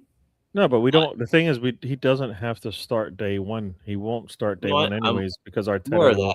But my point being is, you still could be buying for a player for today. No, like I said, that's what I would like to do. People are talking about loaning him back to Lille, and I'm like, for me, I just feel like when we do that, we waste. Well, it worked with Saliba when they did that. They bought him and then they loaned him back to Saint Etienne. There was a lot of screw up with that in general. Like if we bought in a Saliba now, we're not letting him go. Probably the reason why we let Saliba go is because he's going to be third behind the crap in front of him, right? We didn't know what we had at that time either. No, but he wasn't going to get to start. He wasn't going to get significant minutes. That's what I mean. But in a better squad, he would have probably got to get those minutes, right? Yeah. I just think the team was in disarray, and Arteta was better off. Like, I'd rather send him away than have him sit here. Anthony said we should have kept Balogun and sold Eddie and Nketiah back then. I would have been all right with that. The Balogun in the Europa League, I was like, yes, I want more of that. Remember him in the Europa League? He was holding the ball up in the goal, in the 18? And I was like, yes, we want some of that. He didn't get to play much, but that was one of the things that stood out for me when he did that. Peter Scott says he'd like to replace Trossard with a German Undav. He's 28 and ready to go now. Yeah, I guess an older player like that would be cool to bring in. Where's he playing at currently? Let's see. Let's take a look here. Undav. Dennis Undav. He's got 1 goal and 2 assists in the World Cup as it stands right now for Germany. So he's having a good day. He is 29 now. No. So he's a lot older. He plays for Stuttgart, BSB Stuttgart. So plays in the German league. Yeah, so he's a little bit older. I mean, I think Trossard might be 31, right? Yeah. Trossard. So we get him for about 2 years. Does he want to do that? He is a center forward, and that's it. A second striker. So he would be battling with our strikers. So if we don't let Havertz or Moreno or Gyökeres go, then we're going to have 4 strikers. Yeah. Wow. Right? Because for me right now, Gyökeres is a striker, and that's it. Moreno, for me, I know he can play in the midfield, but I feel like we get the most of him when he's a third striker. Kai Havertz, once again, can play in the midfield, but I feel he's much better as our second striker. Like, much better. Like, please keep him away from the midfield. Yep. So, Undav he's not a Trossard replacement in that sense. Trossard can play out wide and does pretty well there. Yeah. Anthony says, when Martinelli goes, Saliba is the last signing of Unai Emery in our team. Yeah. Well, how about go crazy? You bring in a left wing and you bring in a right wing too. I think I like that idea in a sense that I don't know when Saka should be allowed to come back. And I mean, because at some point, he's either going to pull up lame in the World Cup, or he does play it all the way through to the end. No way should he be starting game 1 in the Premier League. It's going to be a problem. The health of Declan Rice, Saka, all these players that have played in the World Cup. Yeah, I mean, basically outside of Raya, 4 of our top 5 players, 5 of our top 6 players will be playing significant minutes in the World Cup. Just imagine the stress level of we didn't pull it off, we didn't win, and then also having the World Cup and hoping everybody stays healthy. Like, it's crazy when you think about it, but at least there's that aspect of at least you've got it over the line. But at the same time, like, if you're going to build on that success, I just wonder if, Saka's on $280K a week, but, if you could, this is never going to happen. And again, I'm going to say it, but it's never going to happen. But, why not an Elise if you could try? I don't know. Give it a shot. Elise is probably, you're looking at, 100 million easy. But that would be a player I'd love to have. But put some competition on Saka. That's how I'm looking at this now. Elise is 150. Yeah, he ain't coming. He ain't coming. But he's worth 150. God, I don't know. Is anybody really worth 150? If Rice is worth 100, and in this market, this is a different market than Rice's, right? I know. Then 150 is the number, right? Yeah, I mean, it's gone crazy. Yeah. BX says we can't only be looking at young players to pull a profit. You also need seasoned play. We don't have any seasoned players we can sell for that amount of money. Because the seasoned players that we have are Jesus, Martinelli, Trossard, right? Norgard is like in his 30s. He's a seasoned player, but we're not making profit on him. Jesus, we're not making a profit on him. All right. Martinelli, we can make profit on him because he's a young player. Trossard, we're gonna get some money back for him, right?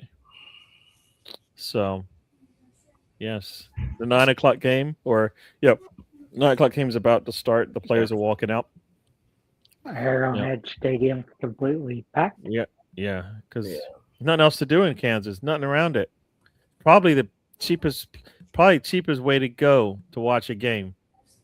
Get into Kansas, chill out, and watch the game. You can go to Topeka. You can go to the strip joints there. I don't know what does the strip points have to do with going to Kansas City? Is that like where everybody goes? Yeah, because the Oh. girls from Lawrence go there and perform, and that's where they have like the Midwest competitions of strippers and stuff. But Yeah, this guy's crying. This lady's crying. All right. Yeah, Tears. we got to bring in players to help us win now. I think for sure that's what we need. We need the answers to the questions that we couldn't answer last year. So, and that's on our attack. Why not put Saka and Wary on the right and Madueke on the left with the new signings? We will be getting the job done. so where do you put Dauman at?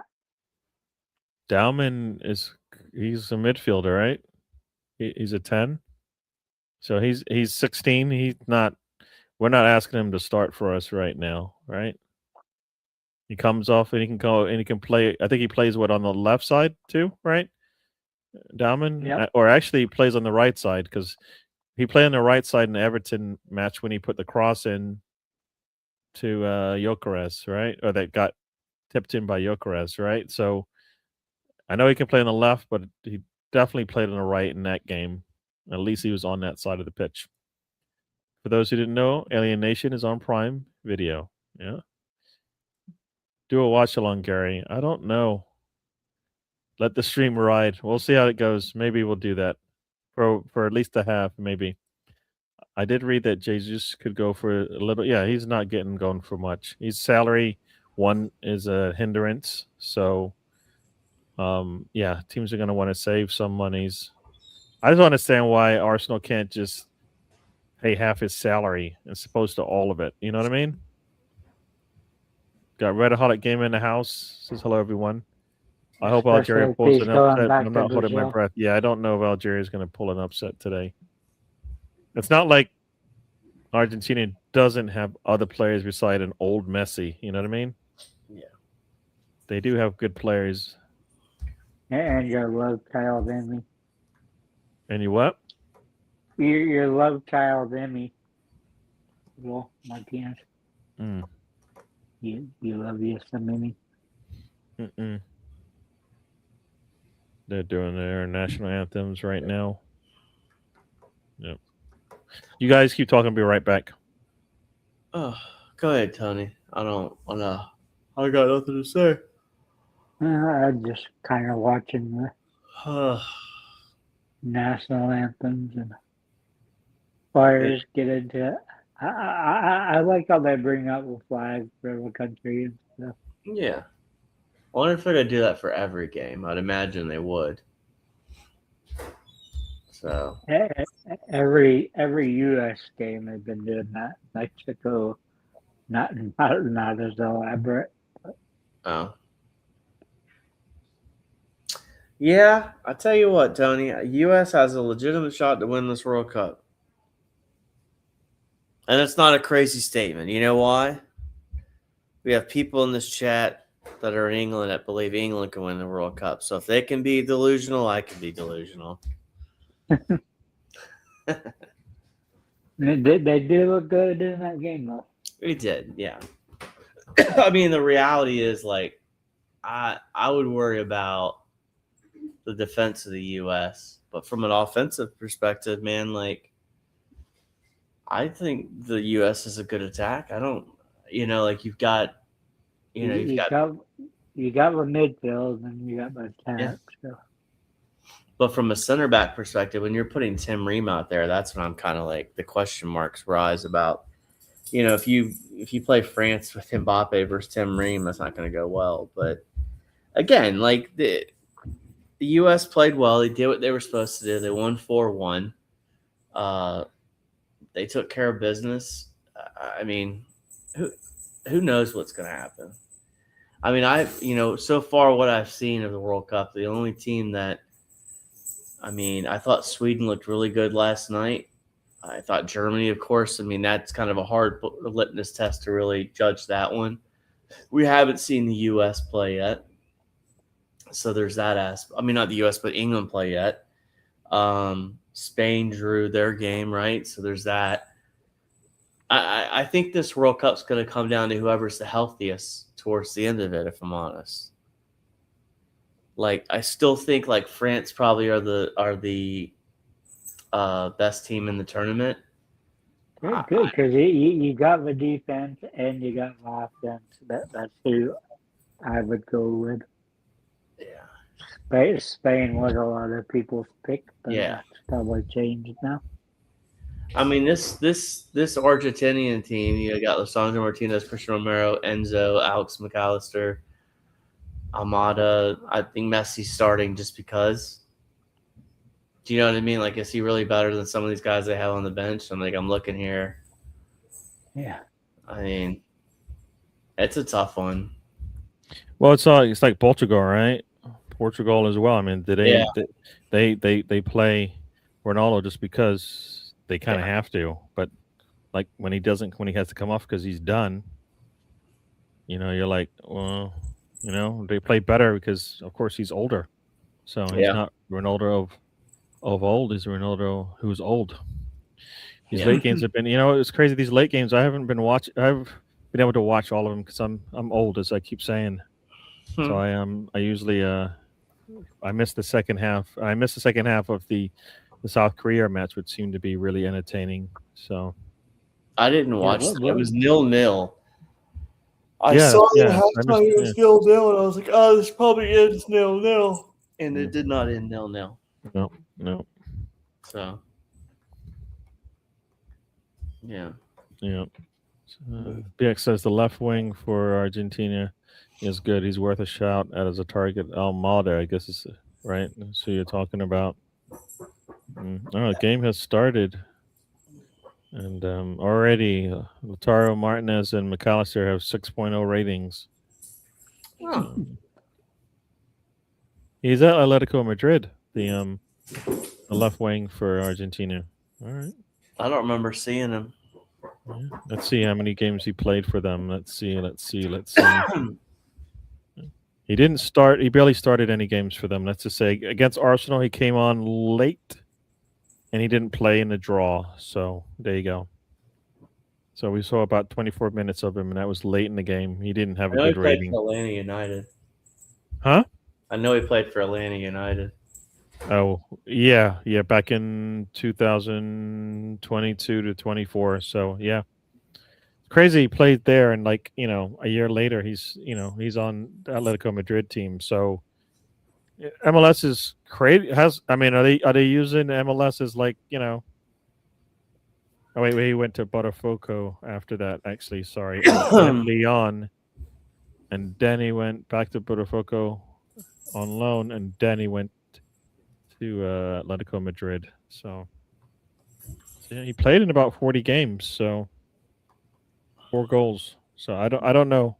Is 4 goals what we're looking for? Nope. No.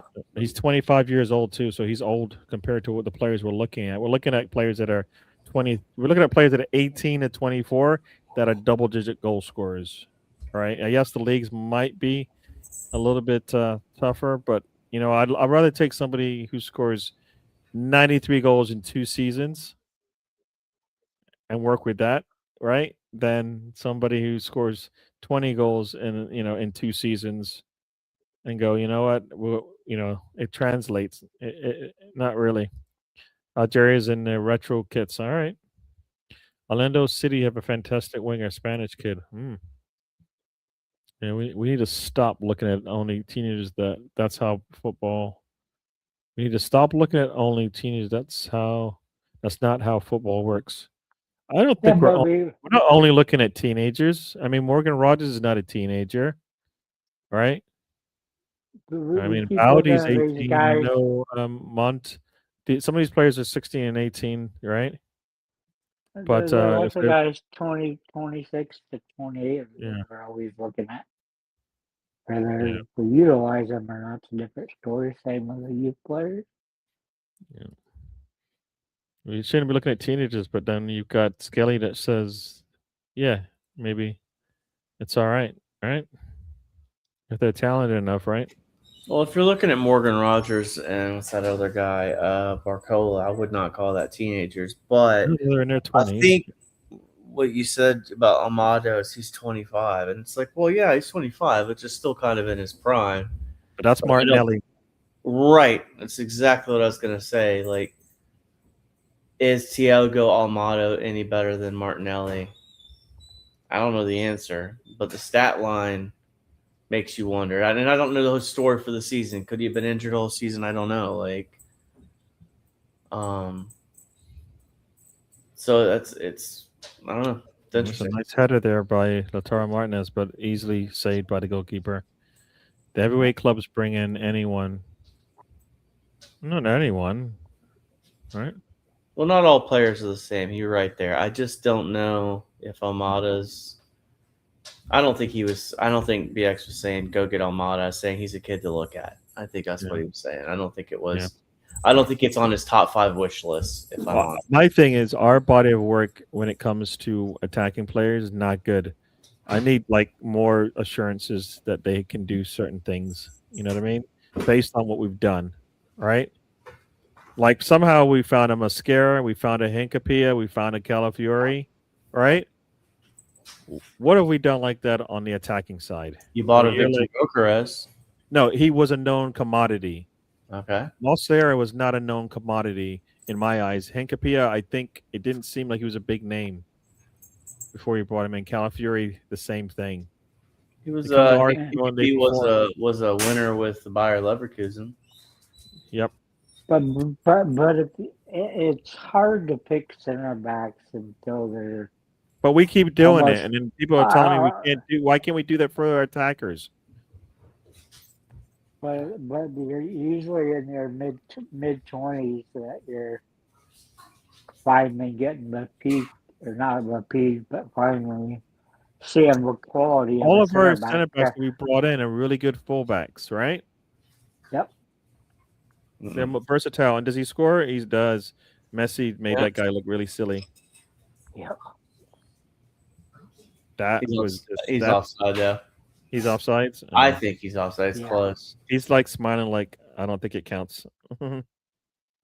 Yeah, he's offside. You can see his shoulders are ahead of the defender. Yeah, you see his face there. He's like, he knows he didn't make it. Yeah. Shoulders can be ahead, okay. All right, so what do we got here? Nobody saw Moreno being a goal-scoring striker, but look at him. If you're telling me Moreno is the reason why we should go after certain players, I'm going to tell you I don't like that idea at all. I don't know about you guys, but tell me Moreno is not the reason why we should keep our transfer business the same. We should be open to anyone is my guess, whatever fits the machine to keep. No, that fits the machine, not anyone. It's a big difference. Fit the machine is why Mascara works for us, and is why Hincapia works for us, is why Calafiori works for us. It isn't. They're not anyone. They fit a certain kind of style that we're looking for, right? But hold on now. Did you know last year Mascara was actually going to be good when we got him? I'm saying the fact that they got a player like that and brought him in, and they were ready to put him into Anfield as his opening act, shows they did something right with their evaluation of the player. But what did you feel at the time we signed him? He's a young player that will get some minutes. That's what I thought. So why would we not maintain our current transfer policy then? Because if you look at our transfer policy on the attacking side is nowhere close to what we do on the defensive side. Is my problem. My problem is it doesn't seem to work up front. Where is our Mascara up front? The 20-year-old player that all of a sudden is shining and maybe makes his national team for Arsenal. We don't have that guy. So we don't have that guy because we haven't seen it yet. What I'm saying is he doesn't exist right now. So what did our focus? When Harry might be able to do that. He's not Wow, man. a player that we brought in. He's from our academy, totally different. Okay, in my eyes. so what was the key to Very us? ahead. Yeah, it's not a goal. What was He's- the key to us winning the league this year? Our defense. There you go. So our main focus last year That's was the reason why. Oh, look at that easy goal from Algeria. Ay, ay, ay. Emmy gets beat at the near post. Ay, so ay, ay. so being that defense was the Yes, focus. but you know what we're trying to do is fix the problems we had last year. So you're telling me, yes, we have a good defense. We're going to continue to maintain a good defense, right? Yeah. But I'm going to tell you what we're doing this offseason is fixing the problems that we had in last season. Like when we play in cup matches, when we play in one-offs, when we play where we need somebody who's going to be able to create like a Vinny Jr. Like this, like the Brazil team looked terrible in my eyes. Vinny Jr. showed you why he's Vinny Jr. Right? He scores that goal. So your source is telling you that attacking players are coming, right? Yeah. Mm-hmm. You see. So I think you'll find offside. Offsides too. Oh yeah.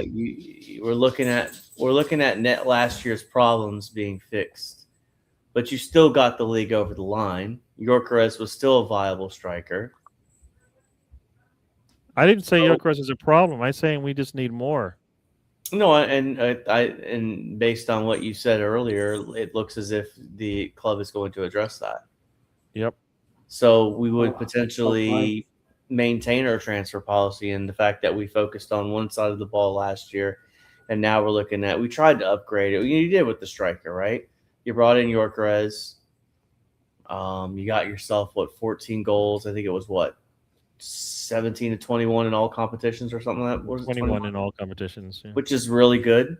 Got yourself to the end of the Champions League finals. Now you want to take that next step. Your defense is already good. You know, Christian Mascara. I mean, I don't think there was a lot of people that on our side that were like, "Oh, this is a great signing." We had no idea until we see it.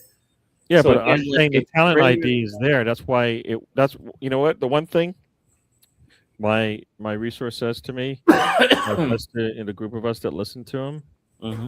Yes, we need a. He's like, don't think of it as a left wing. Which even though I know what I think. He's saying don't think of a left wing. We're going to bring in a player that helps our attack, basically, is what he's saying. But I know, everybody knows that player can't play in a left wing, then it's not helping us, right? So same thing like, you bring in a Mascara. He's really good at a fullback. We're going to play him. He's really good at a center back. We're going to play him as a fullback. Hinkapia, Calafiori, really good at center backs, but they're versatile enough to go out and play on as a fullback, right? So they're going to do something similar. They might bring in a left wing, a player that may predominantly play on a left wing, but he's going to be able to play in other positions as well, like an Ezek, right? We bring him in as a 10, right? And we figured out how to play him, and we played him as a wing too, right?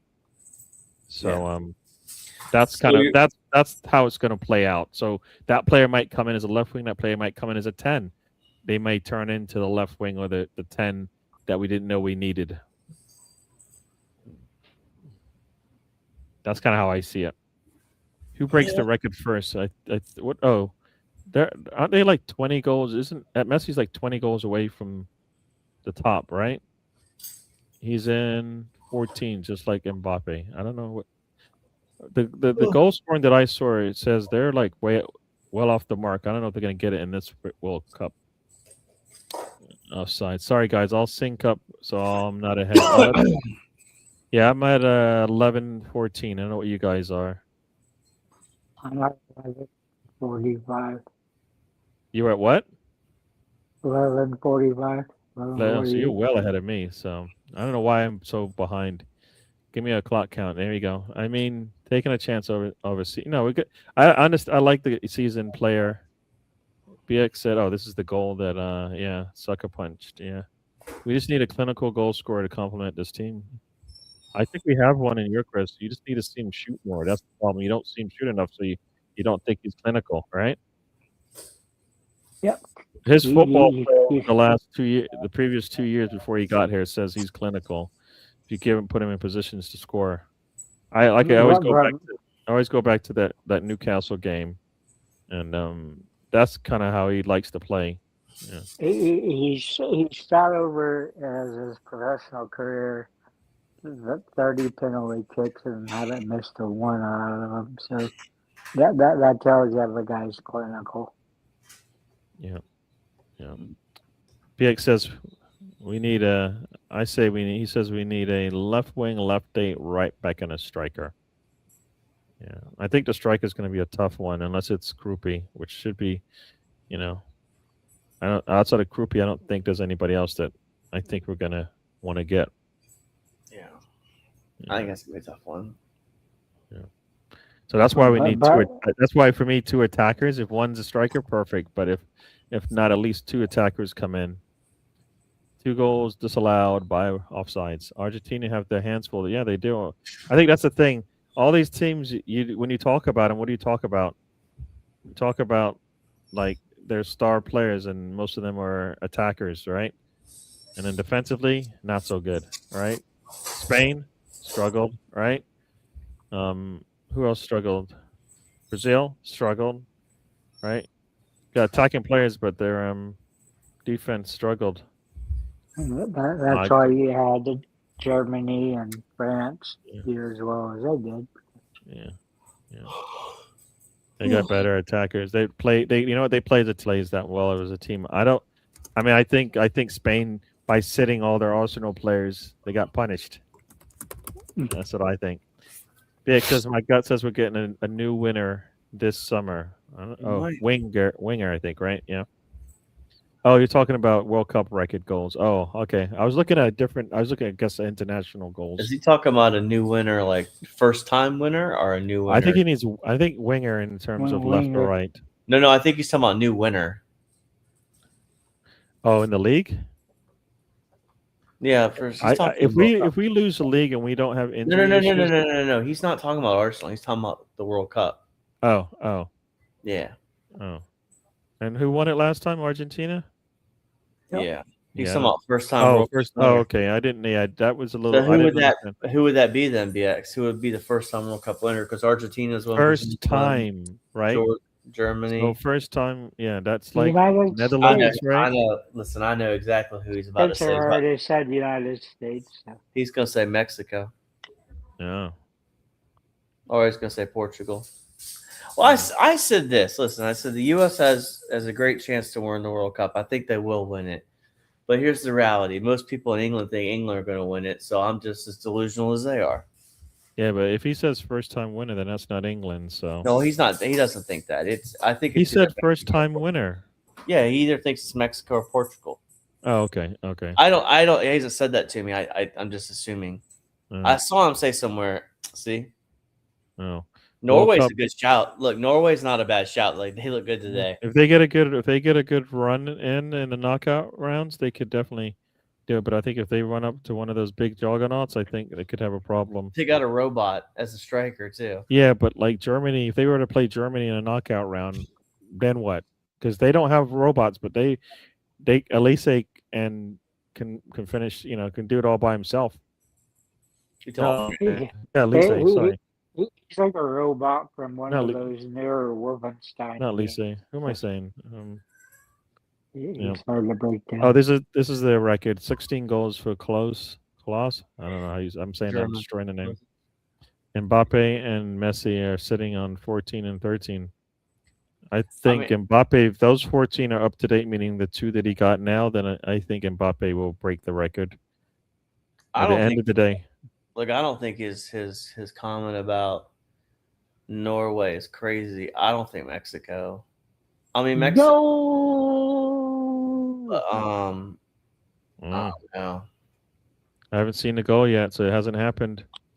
But yeah, it's all the way back at midfield right now. Long ball right through the middle. Oh my gosh, that's too easy. And Messi from the 18 line. Yeah, see that's what we need. Somebody could take a shot who's confident to take that shot when they see the 18. We have players that will take it. Gary, you're saying we need a Messi. No, I'm saying we need players that will just take that shot. Because I think Eze can make that shot. I think Erdogan can make that shot. I think Zubimeni can make that shot. I think Rice can make that shot. We had this conversation. I think it was at the start of the season before Saka was hurt. We were saying he was taking these determined shots. So they're more likely to go in if you believe they're to go in. Yeah, we have a player capable of it, but yeah, That's on the keeper there. Wow. No, it's definitely on his keeper. Yeah. See how far off his line he is? Wow. That was horrific. He's well off his line for Like no me reason. playing out there. And he does, and you know what? He's a fraction of an inch from getting two hands on it. So he just, if he stays back, that shot gets easily stopped. But Yeah. nope. How's the U.S. men? Hey, the Hey, U.S. the men US is looking very good. Yes, they are. They look really good, as they should. As they should. Yes, Spence is going to leave us in a little bit. Yeah, I'm Good, exhausted. Man. Tony, I'll give you a little fill in. Ashley had her graduation last night, so it was kind of a late night of. It ended about 9 p.m. and then taking pictures, trying to find her. It's 10 p.m. Someone said, "Let's go get ice cream," and I'm like, "Well, I got to work at 6. Get up." Turned into taking someone home, not getting home to about 12:30. So I'm exhausted. I'm not lie, gentlemen. And working out today, I'm burnt out. Yeah, yeah. So I'll give you. Everybody's here. I'll either get to the timeout or to halftime. So we'll see how I feel. I'll see you, gentlemen. Everybody, see you, take care. Spencer. Tony, stay safe. Yep. I'll see everybody. Have a good night. All right. Yep. Messi goal. Messi's now in 14. He's tied with Mbappe. Yeah, I think Mbappe is more likely to score more goals than Messi. Gary. Huh? Back. Okay. Netherlands as well. I think when people leave the stream, Tony's audio goes. I don't understand why. That's just the weirdest thing. So I don't understand why I am so far behind. Am I? So this Google TV is not good.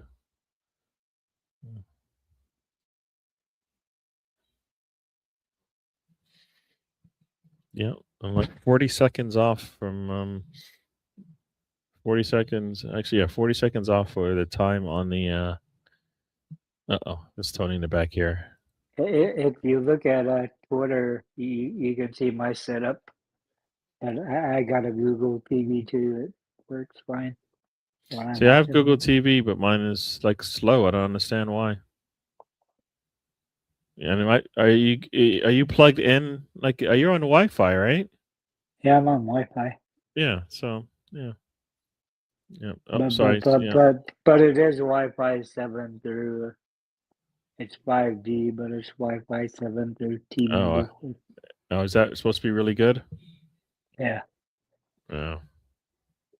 I'm watching on my phone, which is usually faster than my laptop. So you can look at Twitter and see what I'm watching. What do you mean look on Twitter? Look at your messages. In Twitter? Yep. All right, so let's see what you said here. You sent me Picture of the TV on the bar. Oh, nice. Nice.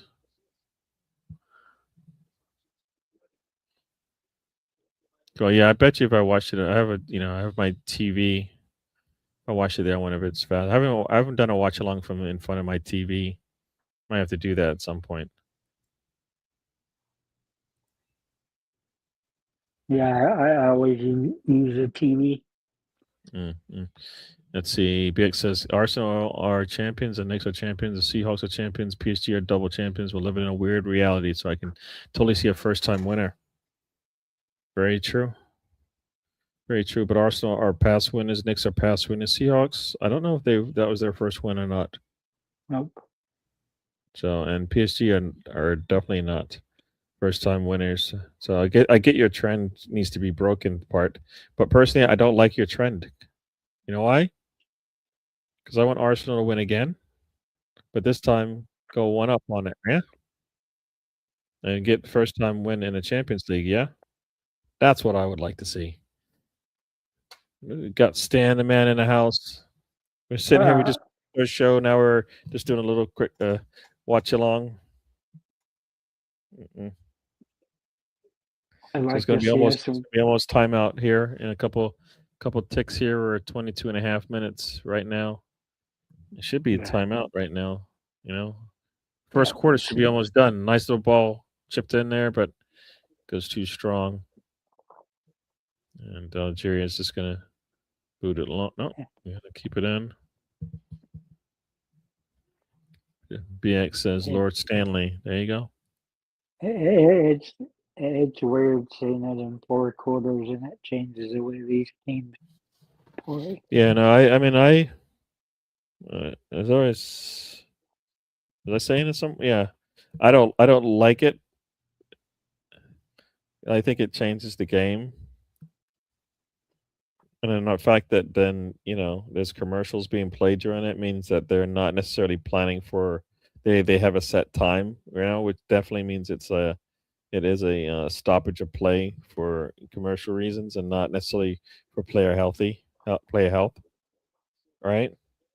Yeah, it's weird to see that at least a minimum of 3 minutes because of a 3 minutes makes water no breaks. sense. Like get them. You can get water in a minute.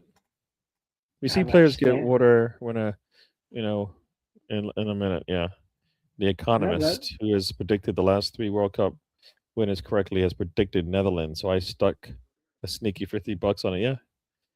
Yeah, I think I said the Netherlands. So It'd be nice to finally see him winning. Yeah. Trick is like you got Lukaku and you've got KDB, right? Yep. They don't have any. They don't have. I guess they do have, but they don't have any of the the big young talents on the squad, right? Commercial time. You what? That it's commercial time. Yeah, commercial time. 3 minutes. I guess we'll be back. Oh, this is so stupid. This is so stupid. So this. I mean, they're usually giving you insights to the game, things they should try to change up the rest of the half. Yeah, like who is the young up and coming player on the Netherlands side? Right? Like who is it? Yeah, they like I'm looking at this. I'm looking at the squad right now, and I like none of these names really are big. don't have one. Right?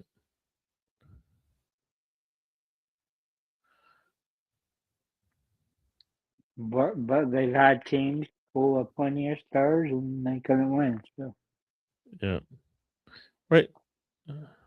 Why do? Why do? What am I doing wrong?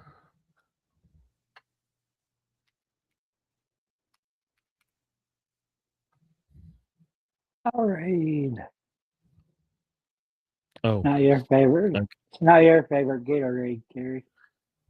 My favorite Gatorade? What do you mean? Oh, it's not Big Gatorade.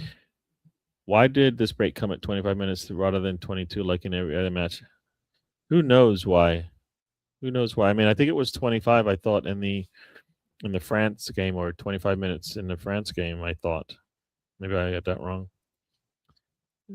Timber. They might include stoppage in it the way they look at it. I don't know. If they have stoppage in it, then why at the end of the game is there always 8 minutes? At the end of the half, when there's no injuries or anything like that, there's like 5 minutes. You know what I mean? Like, Yeah, but you got automatic. like you're making it sound like the 23. Like there's no reason to stop the you stop the game at 23 and a half minutes if the clock that you're running says it's 21, right? This means there's 2 minutes of extra time still left, right? Then that just gets added on, right? Yep. No shots for Algeria at this point. One shot on goal, and 3 fouls for Argentina. I wonder how much of a statistical drop occurs when Timber went out.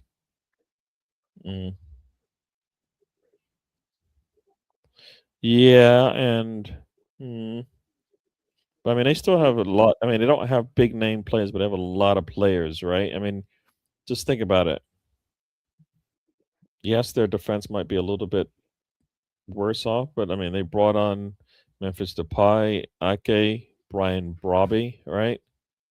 Yeah. And they didn't even bring on Justin Kluivert, Weghorst, which I know is a Noah Lang. I mean, they're pretty deep in the sense of they have talented players. Whether Joel Hato is there as well. I mean, they've got some names of young. I mean, they're really young, right? I mean, look at their starting lineup. They're really young. They don't have the oldest player, of course, they have is Van Dyke. Everybody else is young, right? Van der Ven, young. Van Kickel, young. Dumfries is an older statesman as well, right?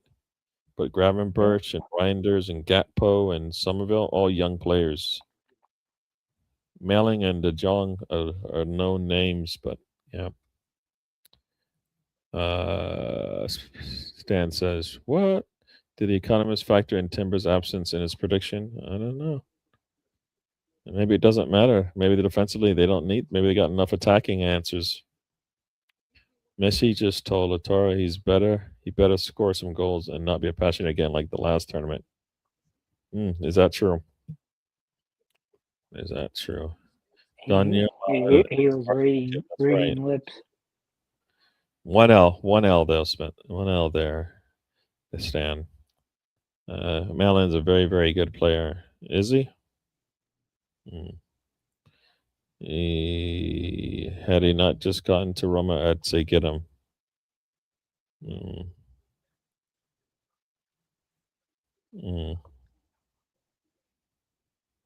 I hear you. I think we need more than a Malin, right? I mean, that's the thing. We need better than that. I think. Oh, somebody kind of might have got hurt there. No, he didn't get hurt. He made it look like he got hurt, and then he realized we're on the attack. I'm healthy again. What time do you have? What time do you have, Tony? About 30:07. Yeah. Still 40 seconds ahead of me. What's going on? Malin is a beast on the left, Gary. Yeah, but didn't he play striker for them? So Gatpo is their left. So it's weird. It's weird because they're always ahead of everybody. Yeah. I swear you have a data center across the street or something. So imagine if we cut Malin and Gnabry.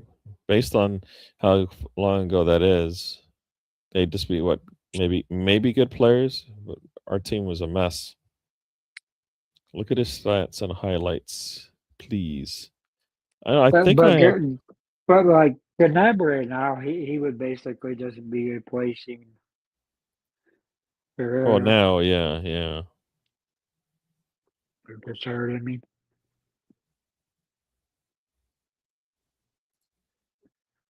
Let's see here. I'll try to do a search. Okay, so here we go. Malin, that name looks. That's weird. As they show him with or without here. With here, you're like, without here. Okay. Right. So I mean, he had let's go into his Romer stats. Right. He had 18 matches, 14 goals, 2 assists. Europa League, 2 matches, 1 goal. But he did play for Aston Villa. When he played in Aston Villa in 2 seasons, 35 games, 7 goals. So he plays better in the other leagues, right? Dortmund, 27 and 13, and 14 and 3. And then I guess he left and went to. So he's not done. He done good for Roma, but I don't think he's leaving. Let's see. You said I know. I think I've seen him play because I definitely. He looks familiar. Like when I saw his face, he looks familiar. So yeah. That's why I do not want to sell and weary a stand. That's what Big says. If we're not gonna play him, then I want him to go get minutes. That's what I want. So that's my thing. So I'd rather loan him, or if we do sell him, get a buyback clause in there. And a sell-on clause. A clash with Emery. I think just the buyback clause is why I would like sell him. You know, unless you're gonna get the top money for him, right? Like potential and all of that. Yeah. Buyback clause in there is what I'm saying. So if you sell him, I don't know whether how does a buyback clause work with you tell him how much you would pay to buy him back. Is that right? Generally. So say you sold him for 50, with a buyback clause, said you buy him back for 50. It'd probably be like 60.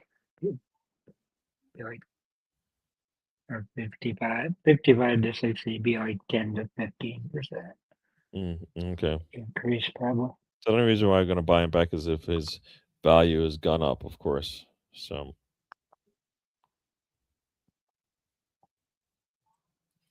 All right, we are 34 in the 34th minute here.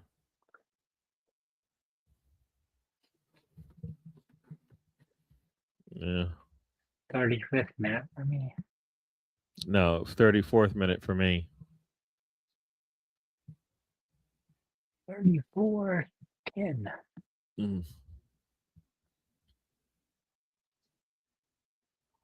Ahead of you for once, Gary. You what? So I'm ahead of you for once. Yep. Gary's not fun to play one with. That's all right. It's one of those things where, like, you would think Argentina will go ahead and get that second goal, but we've not seen that too often. We're seeing it the exact opposite. I mean, these top teams go ahead, and these teams against teams that you're like, this should be a goal. No. Yeah, start playing. Just protect them a lead way too early. Yeah, which is weird because like when they were playing a little bit more freer, they get the goal, right? First option buyback. I mean, I definitely like that with Nweri for sure. I mean, keeping Erdogan would be one reason why Nweri would have to leave, be it on loan or we sell him. I mean, the teams supposedly if the teams that look at him for a reason, right? Then that's why you might want to keep him. Supposedly like a Liverpool. I mean, West Ham was looking at him, I think, last year. They probably would have enjoyed his company. The problem's that be convincing a player to stay at Arsenal since you haven't been getting I mean, I think you have to be. I don't. You have to be realistic, right? I mean, I think the reason why certain players have left Arsenal is because Arsenal told them the truth, right? And they didn't want to listen, and they went anyways. And then the things they left, they thought we were going to get away from, actually happened. Oh, that free kick from Messi. Oh well, doesn't count. It wouldn't have counted anyways. So there's a foul on Argentina. So.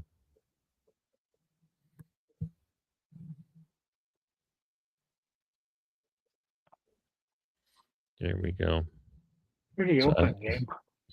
Pretty open game. You say that, but like I'm looking at the stats, and as far as the shots are considered, there's zeros for Algeria.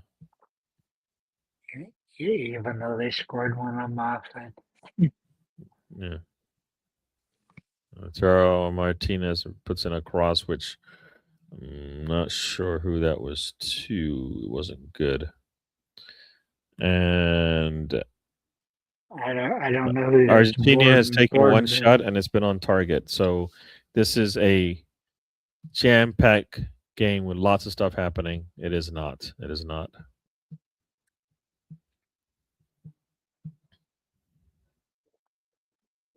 So yeah, I mean, if Argentina cannot run away with it, you know, they got the magic from Messi, but they need some like build up play here.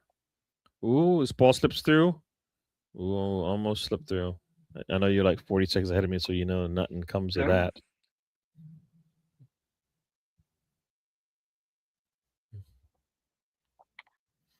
Algeria can get it into a final third, but they can't do anything after they get it up there.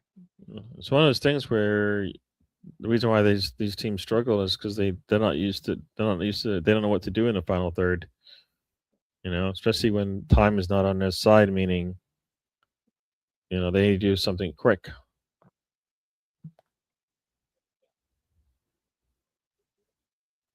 There we go.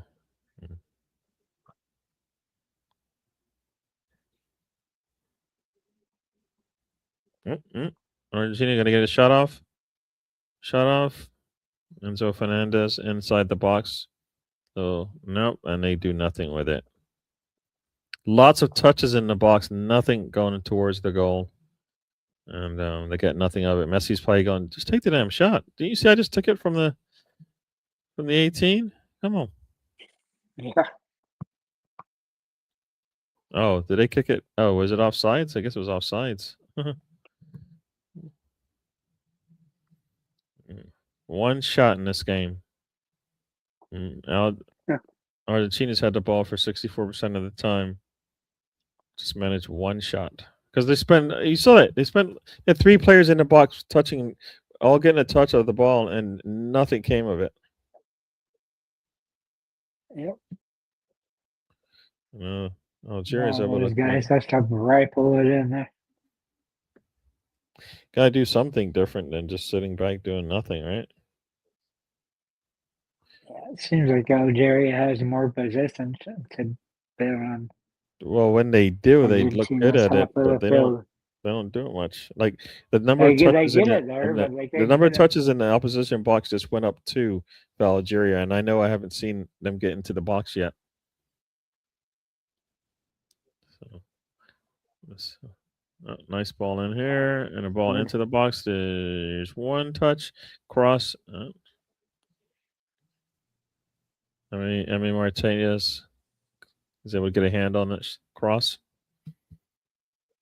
As long as it's 1-0 Algeria stuff, yeah, they keep the game close. But you know, when they do get possession, they look good.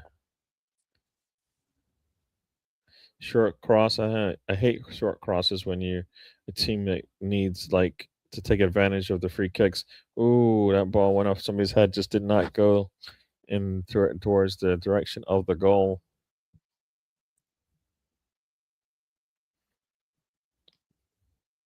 It's weird clicking on the game. It gives you like 7 options. Watch it for you. Watch from the beginning.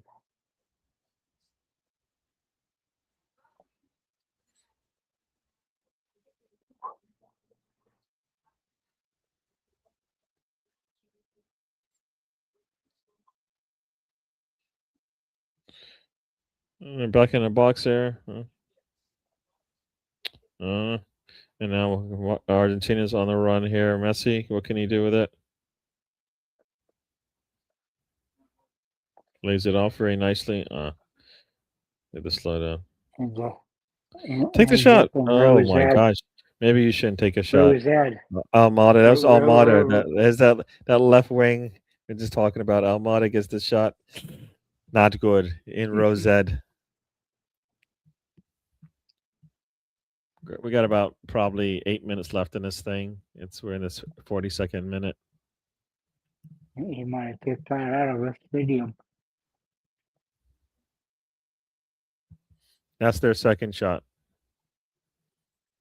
2 shots, 42 minutes. Algeria says 1 shot. I don't even think that was a shot. I think it was a cross.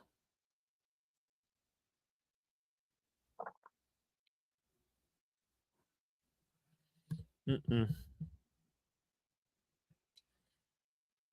always forget how big of a stadium Arrowhead is.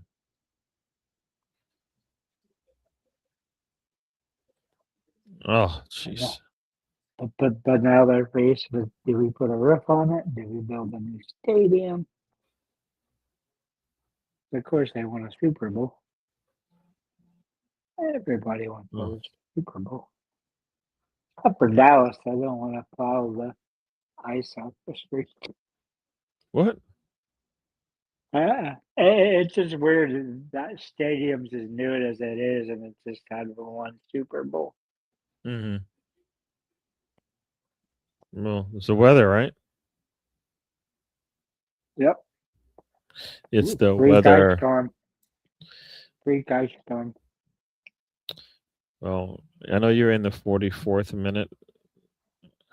Sorry, the 45th minute. Ooh, nice little step there. Take the shot. Ooh, same shot as Almada, just Rosette, but this time for the Algerian player. At least they're taking shots, even though they're way off, but they're taking shots. I mean, he had the near post if he could get it there. Not sure Emmy gets there first. The Algerian fans looked upset when one guy threw the ball back into the field. Mm. I would say you have to give me like an unused max ball. I'm keeping this damn thing. I don't think you can. I think you have to give it back. Don't have to. I think you have to. You got all kinds of security come up here. That's why I think you have to give it back. Got Gav's highlights in the house. Yeah, he says hello. Hey Gav. Yeah, I had my show and then we just stayed on because the game's on. But at some point I want to go. I want to lay down. I got a mechanic coming tomorrow to fix my. I have two technicians, I guess you call it. Fix my dishwasher and my washer. My washer doesn't shake, so it just fills up with water. I think it spins around but doesn't agitate, so not good. And then my dishwasher, it keeps resetting itself. So I don't know what's up with that. Yeah, so it's 4 minutes, 60 times. That's an easy fix. It's just the control module of the. Yeah, well, that's I don't know. I don't know how to do it. I don't have time to know how to do it. So I'll just pay. I bought like the monthly service so they can come in and do it, and it'll save me having to buy a new one. Oh, into the box. They take a shot. What do they add on to the top of that? Do you have to pay any more when they come out, or is it still? Not usually. No. Usually they just you pay enough into it that they just come and fix it, right? And if they can fix it without doing anything, then they do it. If they have to replace it, then they've already shipped me the parts that they think they need. Yeah, it's weird. Stan says of the players that we've been linked with, which one excites you most? Stan's happy with Tonali. I want Morgan Rogers. I probably have to agree with you, Gary. Yeah, I want Morgan Rogers because Morgan Rogers gives me just another player similar to Eze, a lot more at least aggressive than Erdogan, right? And he can score as well.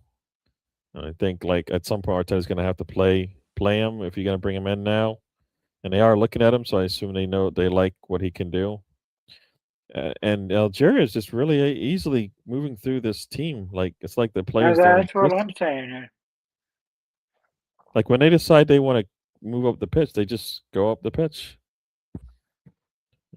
Yeah, they don't have possession, but they can break through there pretty easy. Yeah, the possession is down. It's actually down 10% now. It's down to 55% now for Argentina. So 4 minutes. We are 2 minutes into the extra time. So in about 2 minutes, we're gonna say our goodbyes and let you guys finish off watching with Ryan and probably Catherine. There's a game on at midnight. I think that's ridiculous. Like when the game is on at a time that doesn't even allow the people in the region to watch it, then you did something wrong. Where was that at? Like Seattle or It's midnight, LA? so yeah, maybe Seattle, Vancouver, maybe because I think there's games Yeah, in yeah, Canada there is as a well. Vancouver on our stand that ended up going to any of the games to do in security in Vancouver. I know Jerry. What are they doing? Oh, the player. He's letting them play. Yep. He's letting them play. The Argentinian player's like, what? He just brought me down. It looked like it, but Oh, he's letting them play. Algeria didn't score, huh? and I'm getting it. I had three players there. Somebody said They, we got on that. they, I see it. Two players. They weren't looking for the ball. Are you kidding me? There's like He two did it players perfect. standing there, and I don't think they knew the ball was even on its way in. Okay, number 22 on Algeria is very great. Yeah, what is his name? 22, I don't 22. Number 22 is Maza. Yeah, he's just running through the middle. Gav says, I don't know if you have seen this, Gary reported in the UK. Is Tenali's agreed terms with that team, but they need to agree terms with Newcastle. Yeah, I think agreeing with the players is always probably is the first thing. And next thing is whether Newcastle wants to pay what that team wants. Yeah, supposedly, I think they said if Arsenal or any other team, a big six team, bigger six team steps in, know. he'd leave, but they may not want him. Yeah, no, Fabrizio is. I mean, a lot of times his information is not that bad. Gav, I said earlier that team are moving mad. Yeah, Zerby wants to.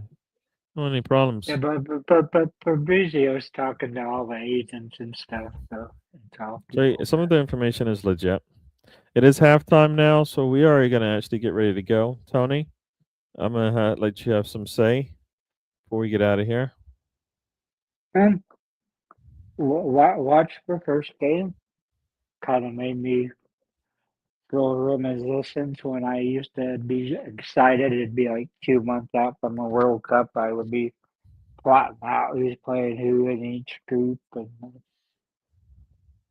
it's nice to be able to enjoy it. Yep. Even though I don't like the new format or just the total greed involved with like having commercials during the water breaks. Yep.